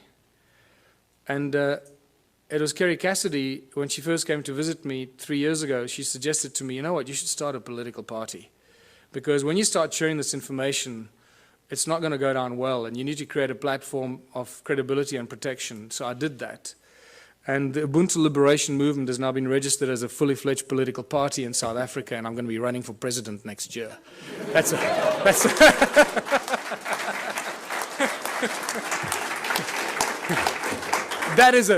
the funniest thing I've ever heard. But it's true. I just realized, hey, we're running, yeah. And then somebody said, does it mean you're running for president? I had to do a double take. Oh, shit, yeah. I guess it means that, yeah. We're just trying to cause trouble. We're just trying to inject the virus into the organism, but it has some really spectacular side effects or things that we have to do. So we are all born on this beautiful planet, and we're all born free. And yet, we cannot move around freely. We cannot live where we choose to. We have to follow rules and laws that we didn't agree to when we were born. We have to work to pay taxes and to earn this thing called money. We didn't agree to that either when we were born. We didn't agree to be given a number and be treated like a corporation. We are living, breathing human beings. We're not numbers of infinite soul and flesh and blood. And yet that's not how we're being treated. The restrictions on humanity are endless, and they're getting worse by the day. The current situation is very simple. Every socio-political system has failed us. This is why we're in this mess. Otherwise, we wouldn't be talking about this stuff, right? If it was hunky-dory. Humans everywhere live in misery. There seems to be no happy outcome to the political and economic mess of the planet. Every year, every month, it gets worse. More poverty, more hunger, more homelessness, more misery. The global economic collapse is imminent. The fact that we still have a global economic system is actually miraculous, but it is a clear indication how powerful those individuals are that control the global economy. They have infinite power as it is now. Only us, only we can do something about it. And there's some simple things that we can do about it to change everything about our lives and how we continue living as living, breathing human beings and not numbers and corporations or fictitious, fictional entities. 1/3 of the world's food goes to waste. This is spectacular. What kind of creatures have we become that we deny 1/3 of the global population food because they don't have money? We don't hand it out, we dump it, we destroy it, because we can't give it to them for free. They need money, they need to work, lazy bastards. Do some work, go get a job, become a respectable member of society, get a job. We don't need jobs. It's the last thing we need. Every time I hear politicians say, we're going to create jobs, I sense shivers down my spine. It's the last thing we need. Busyness. Keep you busy, running around, forgetting what you should be doing, what kind of life you should be living. It's all encoded in the language that we use. How did it get so bad? This is where we get back to what we've just been to, the ancient civilizations. A small group of royal political families and the banking elite families took control of the world. This didn't happen last year or 100 years ago. This happened thousands of years ago, people. It started with the Sumerians about 6,000 years ago in the Middle East, in Sumeria. When the Sumerian tablets tell us, when kingdom was lowered to earth from heaven, that's why I pointed it out to you. They tell us, kingdom was lowered to earth. Suddenly we see these priest kings appear out of nowhere. How did these guys suddenly took on this higher than thou situation? Who the hell are they? Where did they come from? Oh, people lived happily, and suddenly one guy said, hold on, I'm going to be your king. You're going to have to work for me and pay taxes. Screw you, buddy. I don't know. So how did these priest kings in ancient times become so powerful? Because they were appointed by the gods. I'm not talking about God with a big G here. I'm talking about the gods with a small g, these arrogant pricks that came here and disturbed us on this beautiful planet. And what happened next after they appointed the priest kings? The most spectacular, miraculous thing happened. These priest kings created money. Money is not part of natural evolution. This is a complete misunderstanding of human history. Anyone that teaches you that has not done their homework. Money was maliciously introduced in ancient times as a tool of enslavement, the absolute tool of enslavement, and we are feeling the worst brunt of it right now. We are the guys, we are the civilization, we are the people in the history of this planet right now that can make a change. It's up to us what we do with this information and how we move from here forward.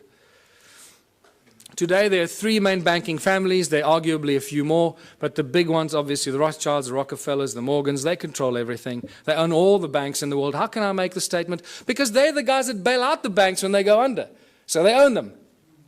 It's simple, right? If you bail somebody out, you're going to own them. And you're not going to bail something out that you don't own, or at least that you don't control. So the World Bank, the IMF, the BI, the Bank of International Settlement in Basel, Switzerland, most people aren't even aware that there's a thing called the Bank of International Settlement. When they discover this, what? Wow, that's amazing. I hope they're good people. Can't they give us a loan? Remember, people, money doesn't exist. Okay, I'm going to get into this. Yes, did you want to say? What I don't understand is, you now say all the past history was rubbish and it was all evil, but still you want the government, the president. I don't understand it. So Okay. you believe in the system, but everything else is rubbish. No. I don't, no. Well, that's what you're actually saying. No. You're getting the wrong end of the stick. We created the, yes, you are. We created the Ubuntu Liberation Movement. I'm going through it now. Just hold on, you'll understand where I'm going with this. Okay. There's going to be another point in time to ask questions. Okay. I discuss this because this is quite central for our understanding of who we are. Yeah. Okay.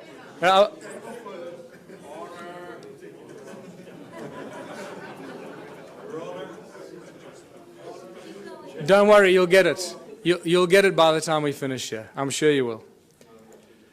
The banking families own the world. It's simple as that.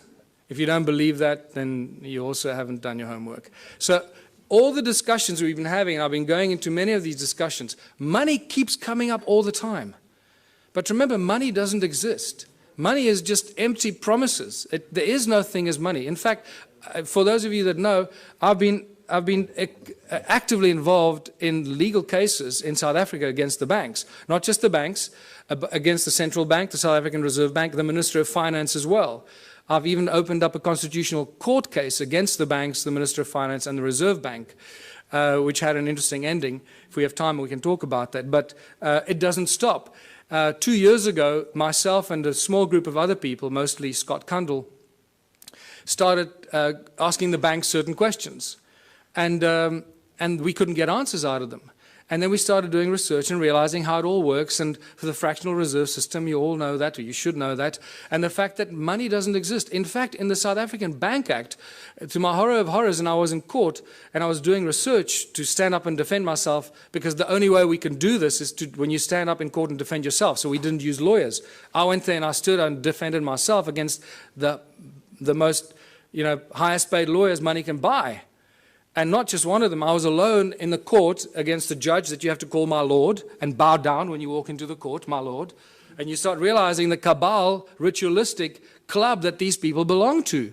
It's spectacular. They wear black robes. And you go there and call it my lord, my lord. I thought I was going to cause trouble at first, but then I bit my tongue and I didn't do that. But what I found is that in the Bank Act in South Africa, and I'm sure the same goes for the rest of the world, there is no definition for the word money. There is, however, a definition for bills of exchange, promissory notes, and negotiable instruments. And I realized the banks don't work with money. The banks work with promissory notes, bills of exchange, and negotiable instrument. And those are called liquid because they have value. They are the liquid, valuable instruments, negotiable instruments, that banks work with behind the scenes. And this becomes really exciting and interesting. So we started realizing we could create promissory notes and bills of exchange and liquid negotiable instruments as soon as they have our signature on it. And we started doing some of this, just causing trouble. Anyway, it didn't get us very far because the judges didn't understand this at all. They thought we were just causing trouble with the courts. But nevertheless, what we managed to do in the 3 Supreme Court cases that I defended myself against these banksters, we managed to get very important things out of the lawyers or the bankers. They admitted to everything we accused them of. We accuse them of breaking the contract law because they don't have what they pretend to loan. They don't have the money. Remember, in contract law, you can't lend something that you do not possess. So that was one of our arguments. So we said, well, the banks aren't actually banks because they don't own any money. And they admitted, yes, no, we don't own any money. So, okay, great. Judge, did you get that? And then we said, well, that means that you're an agent and you're not a banker, so you can't charge interest and you can't come after me because the contract is null and void. And then we realized that they securitize your signature. They sell every document you have, every document you sign with your signature on it and has a value on it is sold in a process called securitization. And this is a global industry. Global banking industry works with securitization. And they're very proud of it. They publish the securitization information on their websites. But then when you argue securitization in court, they deny it. They say, no, we don't know what you're talking about. No. And the judges don't go and do their homework because the judges are so blinded by the banks and the lawyers, they just follow. They just can't imagine that the banks could be lying. So they agree that they practice securitization. Or first of all, they denied that there is anything called securitization. They accused us of being fanciful and making things up, and that they didn't have money to lend. We accused them of not having locus standi or any rights to start the action against you because they sell your documents and your contract to a third party called a special purpose vehicle. And that special purpose vehicle company is a third party that takes complete ownership of your property, your car, your credit card debt, your overdraft. Everything is securitized by the banks because they don't have money. That's how they make money for themselves. It's all shuffling paper and bookkeeping entries and selling empty promises. And this is how junk bonds are created, because once you haven't paid on your bond, 3 months after you haven't paid on your home loan, your bond, that goes stale. What the SPV does, they then claim insurance on it and they file it. So the SPV gets paid, the bank has been paid the moment they sell your signature to them. Everyone's been paid, but you keep paying for your home loan for the next 30 years.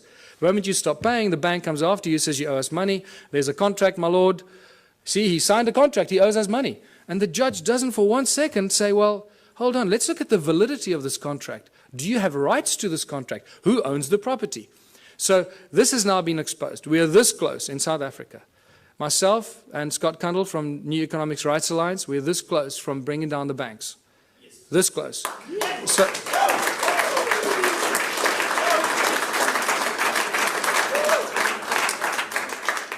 because they're just lying thieves. What you're talking about, the global banking industry, people, is nothing more than the largest legalized organized crime syndicate. That's what it is. So they're a bunch of criminals. We've got to do something about it to stop it. So I've got 2 cases against the banks now. One of 5 counts of fraud, which they haven't argued any of the points. They've argued why I'm claiming all the money that I'm claiming. They're not arguing any of the points. And Scott Kundle has got a case with the New Economics Rights Alliance, which has become the 3rd largest non-profit organization in South Africa in the last 6 months, about 160,000 members. He's launched a case of unconstitutionality against all the banks. We're about to launch criminal charges against the banks, full-blown criminal charges, because the evidence is just becoming overwhelming. And all it's going to take now, one judgment.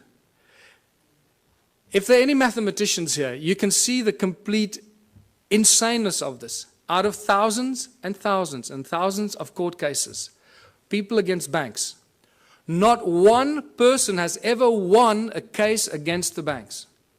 Just think about that. Clearly, this is stacked in favor of the banks. Clearly. And the judges are either paid off or they're too stupid to understand what's going on. But things have changed. We have a few situations in South Africa. We've had small victories where the banks withdrew. This is how clever they are. They withdraw before they get a judgment, or they abandon. So there isn't a precedent on the record. So you can't then go and argue the precedent. So they're very clever with this. But we're going to force them into a judgment because of what we're doing. And it's just going to take that first judgment and then it's all over. The entire global banking system works on the same principles, and it's just going to be a domino effect. And we'll do what Iceland did, hopefully. Just reverse all the mortgage loans, reverse all the car loans, credit card, just, Just reverse everything, because these thugs have stolen trillions from us and make us their slaves. And that's exactly what they do. And this is linked to our education system, because most people are indoctrinated into this way of thinking since childhood.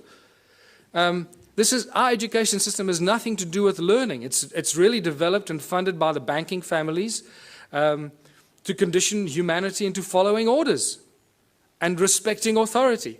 They control the content of all the textbooks and transfer of information. Our schools are really just indoctrination camps to brainwash our children to follow orders and to bow to authority. It's got nothing to do with learning, people. The money controls the legal system, as I mentioned already. And if you just look on the internet on a daily basis, you'll see that the economic collapse is just imminent. It's somehow being kept alive.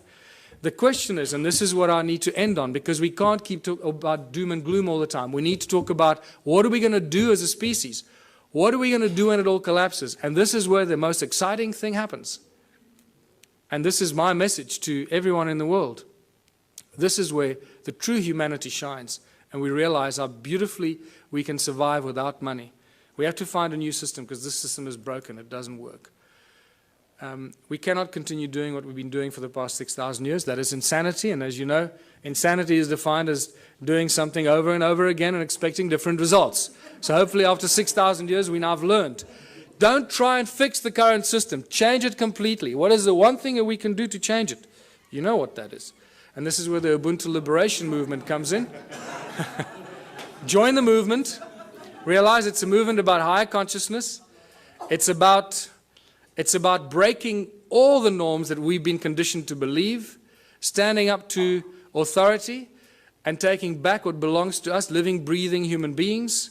The Ubuntu contribution system, I called it contributionism in 2005 when I first started writing about it. Completely new social structure, abundance for all. It's based on ancient knowledge when they didn't have money, where everyone contributes their natural talents or acquired skills for the greatest benefit of all in the community. It's a simple system. It comes with a lot of questions because we're so poisoned by capitalism, consumerism. Raises many questions instantly, but I've been through this thousands and thousands of times. I can already tell you what you're thinking, and I'm going to tell you what you're thinking just now. It goes back to the African roots called Ubuntu. All ancient cultures, in a way, shared this African system called Ubuntu. They have different names for it, but it always comes down to the same thing. It's amazing that the ancient cultures survived for thousands of years, not using money, and they thrived, as Foster Gamble would say. And they had a similar philosophy. If it's not good for everyone, it's no good at all.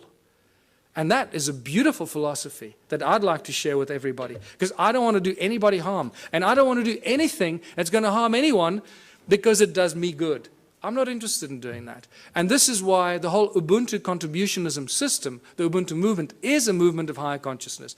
It is for people moving into a new age, a new era of higher consciousness. Exactly that. So that's the virus we want to inject into the South African Parliament. Higher consciousness. Not because I want to run for president. In fact, if by some miracle I became president, and this was a question that was asked me in Durban last weekend at our first public meeting. So what are you going to do if you become president? I said, well, the first thing I'll do is I'll dissolve the government. Just dissolve the whole government. Just dismantle it. And give the power to the people, wherever they are, to start their own local communities. Rewrite the laws. The laws we have are not written for the people, they're written for the corporations.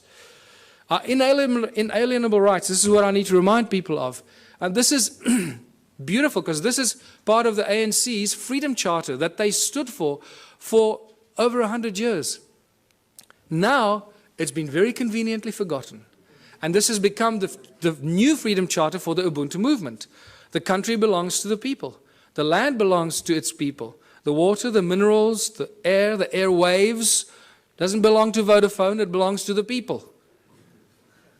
The forests and everything in the country belongs to the people. Yeah. The land in China belongs to the people, and they should do exactly the same. This applies to every country, people. It does not belong to the government or any large corporation that has laid claim to it. And when you read this statement, you realize that we've appointed our leaders to be our servants, but they're not serving us. We appointed them to do the best for us, not for them, So whatever we want and we need as a people, they should be doing for us. Is that happening? No, the opposite is happening. So what has happened here? The government is not serving the people. The only conclusion we can reach is that they're serving themselves and the corporation that fund them. They have turned the people into their slaves. The government and large corporations have stolen the country from its people. It's as simple as that. We've become the slaves, and unless we do something about it, it stops. How do we know this? In South Africa, I don't know about these countries. I believe the European countries, how it works now. I haven't done that research because I'm focusing there. The government of South Africa and the Republic of South Africa are both registered as two separate corporations on the US Securities Exchange. So they're corporations that trade us as commodities. Every week, new laws are passed. In every country, I guess. In South Africa, it's published in the government gazette. Nobody knows where to get it, how to read it, what it means, but they publish it in the government gazette and they get away with it. You see, it was published. You didn't object, so now it's a new law. That's how they get away with it. But every week, they publish new laws that we don't understand and we don't want. Our laws protect the corporations. They do not serve the people. Corporations have more rights than living, breathing human beings. I've witnessed this in my own presence in court on 3 occasions. And the fun gets better every day. Because, you know, for those of you that have been following some of what I've been doing, 2 weeks ago, our legal advisor, Raymond Dix, was attacked in his house by 10 armed men, tied up and held at gunpoint for 3.5 hours while they ransacked his office, his home office. They made it look like a robbery, but when they left and very carefully removed his computer, his hard drive, his backup hard drive, and his secondary hidden backup hard drive, which they knew exactly where it was, they left with only 2 other things. The legal files pertaining to my actions against the courts, the banks, and Scott Kundle's files, the New Economics Rights Alliance, the Ubuntu movement, my movement, and New Economics Rights Alliance. Those are the only files, legal files that disappeared. So it's very clear what's going on here. The banks hit us where it hurts most, that our nerve center removed all our research, documentation, and files, but we had backups elsewhere.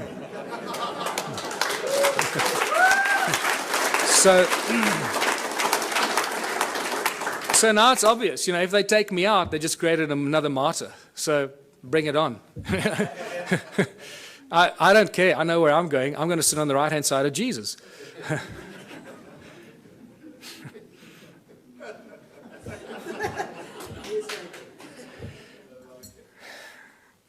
We need a whole new legal system written for the people, by the people, not by the corporations and the governments that want to schneid the people into the ground.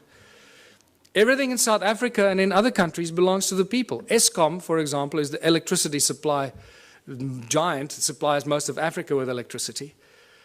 All the installations of Eskom belong to the people. The coal they use that they get out of the ground to charge us for the electricity belongs to the people because the coal belongs to the people.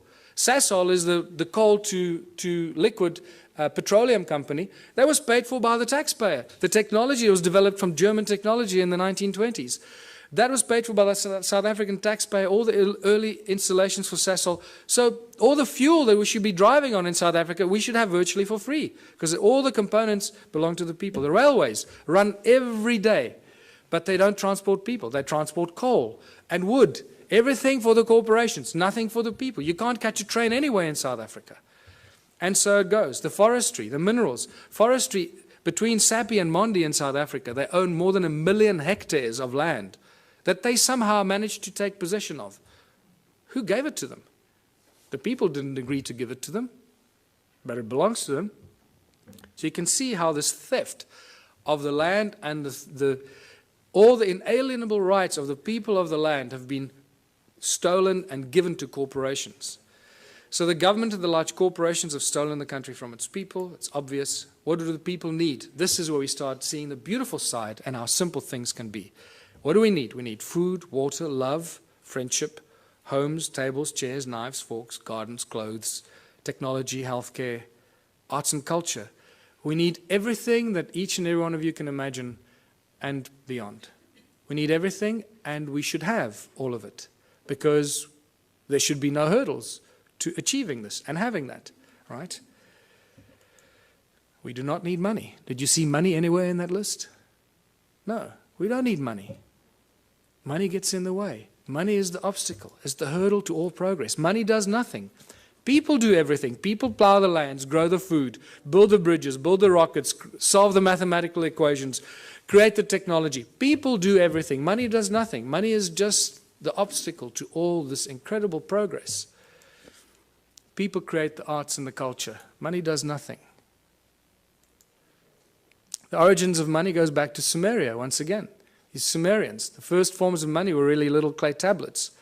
They were tokens of exchange. And then eventually they started minting them, as you know. So for millennia, great minds have stood up against the abuse of humanity through money. It's not something new. Julius Caesar stood up against the money, the powers of money. It took back from the money changers the power to coin money and minted coins on benefit of all. With this new plentiful supply of money, he established many massive construction projects and built great public works. And we all know what happened to Julius Caesar.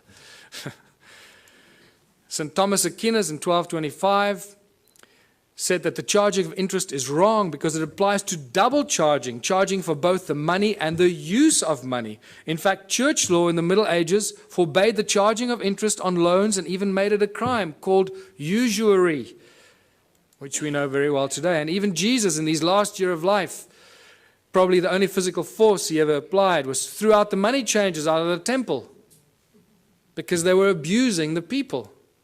And this is by far the most cutting statement made in recent times, Thomas Jefferson, because this is what we find ourselves in today. I believe that banking institutions are more dangerous to our liberties than standing armies. If the American people ever allow private banks, remember all our banks in the world, virtually all the banks are private banks, private corporations, whose interest is making profit at all cost. So if the American people ever allow private banks to control the issue of their currency, first by inflation, then by deflation, the banks and the corporations that will grow up around the banks will drive the people of all property until their children wake up homeless on the continent their fathers conquered. That's where we are standing today. All over the world, this is the situation we're in. Money is the obstacle to all progress. It does nothing for society. It is the absolute tool of control by those that control the issue and the printing of money. That's why when I say they own the world, they do. They literally, physically own the world in each of one of our asses. It prevents the natural flow of free energy. And that is very important to this weekend's activities here. Money prevents the natural flow of free energy. So I beg you, everyone present here, remember, it's about free energy, not I'm going to make $1 billion out of this energy. Give it away for free. It'll come back to you in ways you cannot imagine. Do that one thing for humanity. If you find any source of free energy, don't try and make zillions out of it. It will kill you or they will kill you before you can get it out there. Money is the primary cause for the 7 deadly sins. We all know the 7 deadly sins, or have we forgotten them already?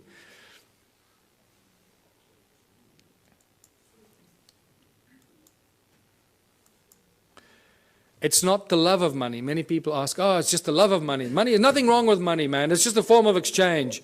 You know, we're so poisoned that we try and argue for it. We try and defend it. That's how poisoned our minds have become.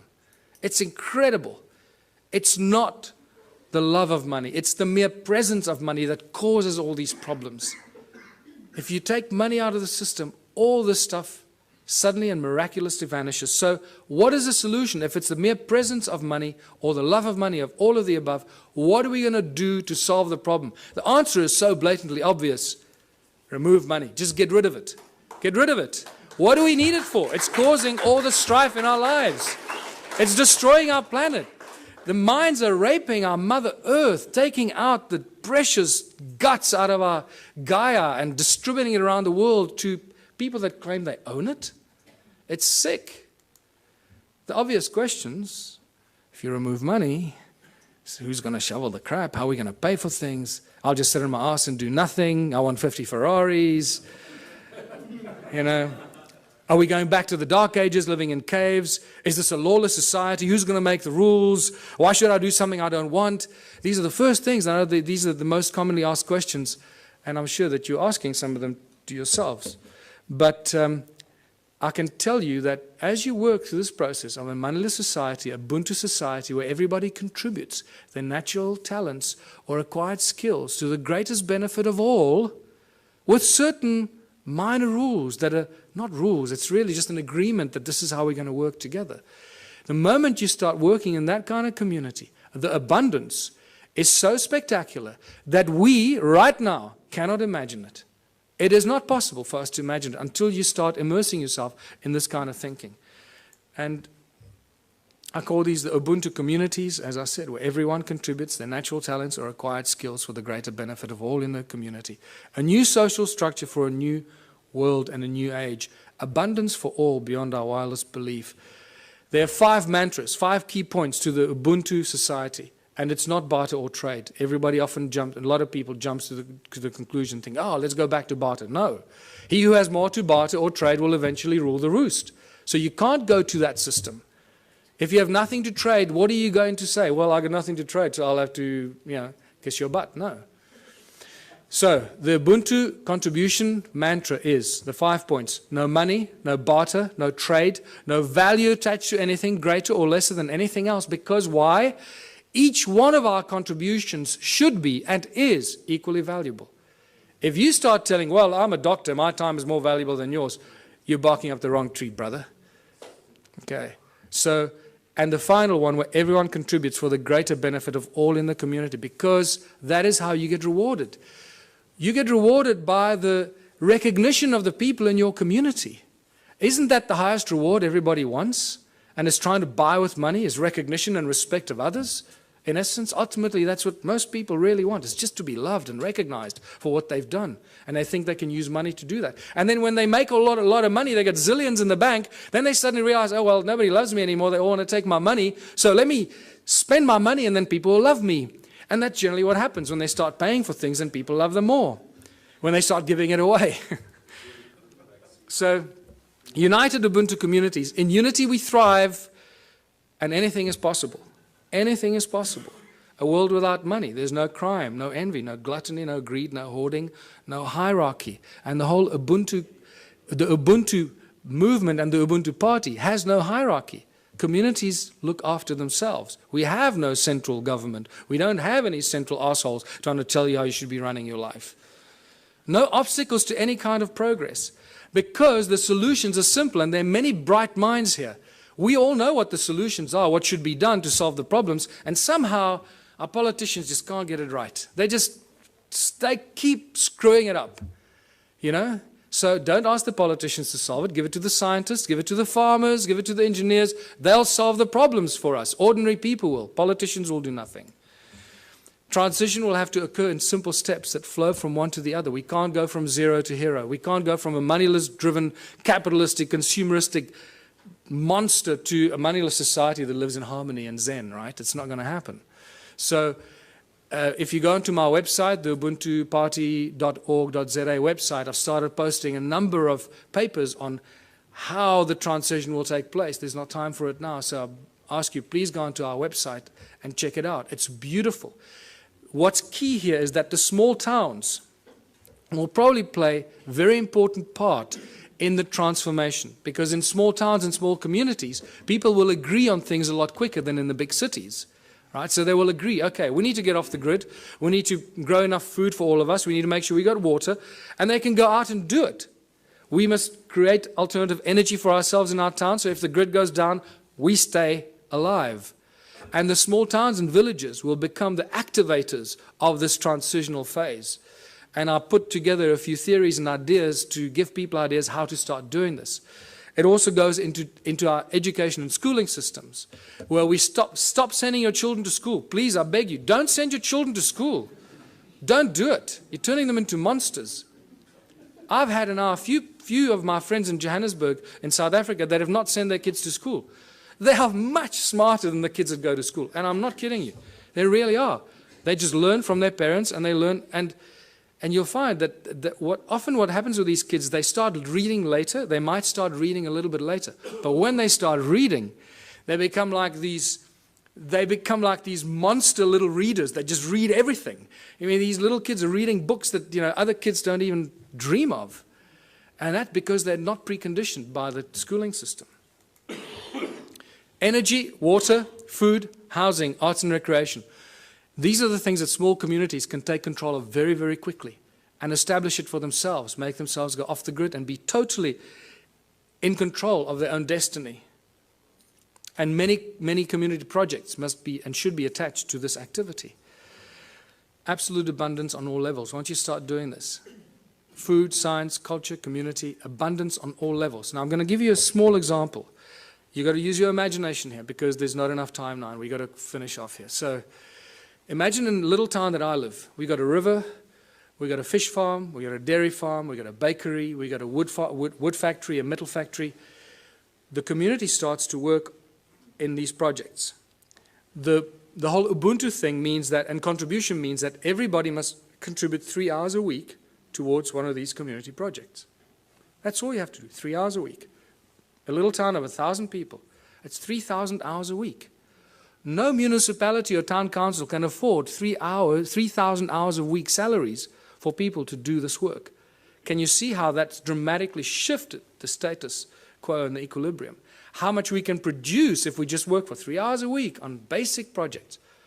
Producing milk, cheese, butter, fish, breeding fish, baking bread, growing vegetables, and so forth.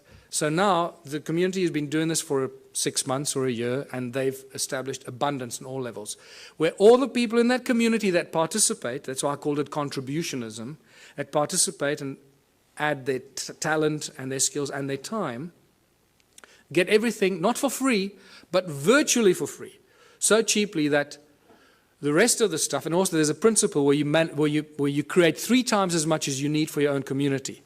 And I structure everything in the Ubuntu philosophy on the sacred geometry principles, 3366.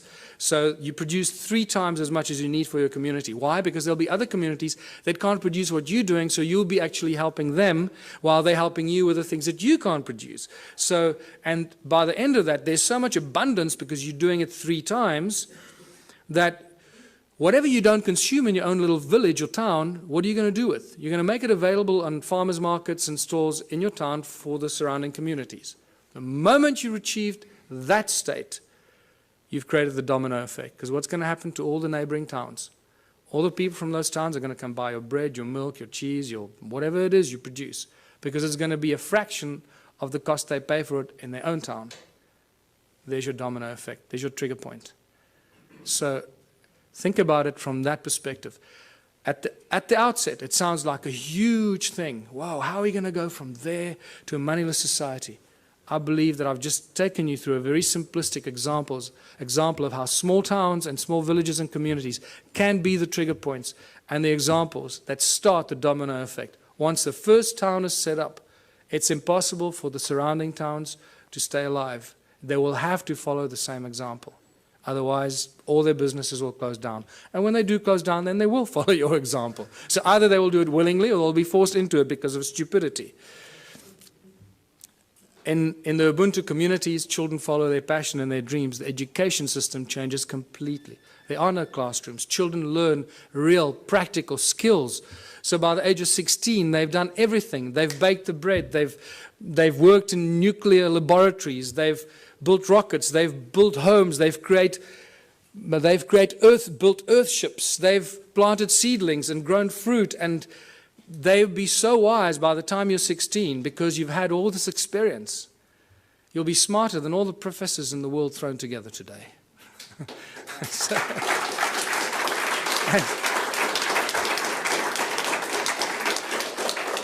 take any school leaver today, put them on a farm, put them anywhere into a practical solution. What can a person with a high school diploma do today? Absolutely nothing. We're useless to society. That's what they've created. Can you see the brilliance in their plan? They are so smart, these people. They. That's us, right? So we are so smart that we're doing this to ourselves, right? Where we create our children, turn our children into these little, we lock them up in jails for 12 years, most precious years of their life, and then throw them out to start all over again and be totally open to manipulation and control. So master teachers, only when a community decides that you're a master shoemaker, or you're a master rocket scientist, or you're a master baker, or a master this, only the community can decide who they will allow to teach their children. Isn't that a better system than teachers that go and get some diploma and they're real assholes and they teach your child? You go, God, how can that? I'm not going to let that teacher teach my child. The community will have the final say. So when I say decentralized government, that's how fine it becomes. The community chooses who their master teachers are, the people that they have respect for, and the people that they honor for their capacity and their ability. And this is how we grow, how we build Ubuntu communities, because only out of unity comes infinite diversity and abundance. Only out of unity. Anything else is a futile exercise that will bring us back to the same point at some future point in time. So I'm going to end here, because this is the end. Join the Ubuntu Liberation Movement. It's not just a South African entity. We've had various people around the world say to us, can we start the same thing in wherever? Yes. Go online. Start the same thing. Use all the material I've published. Put it out there. Share it with everybody. And become part of this transitional phase. And thank you for listening. I hope I gave you some food for thought.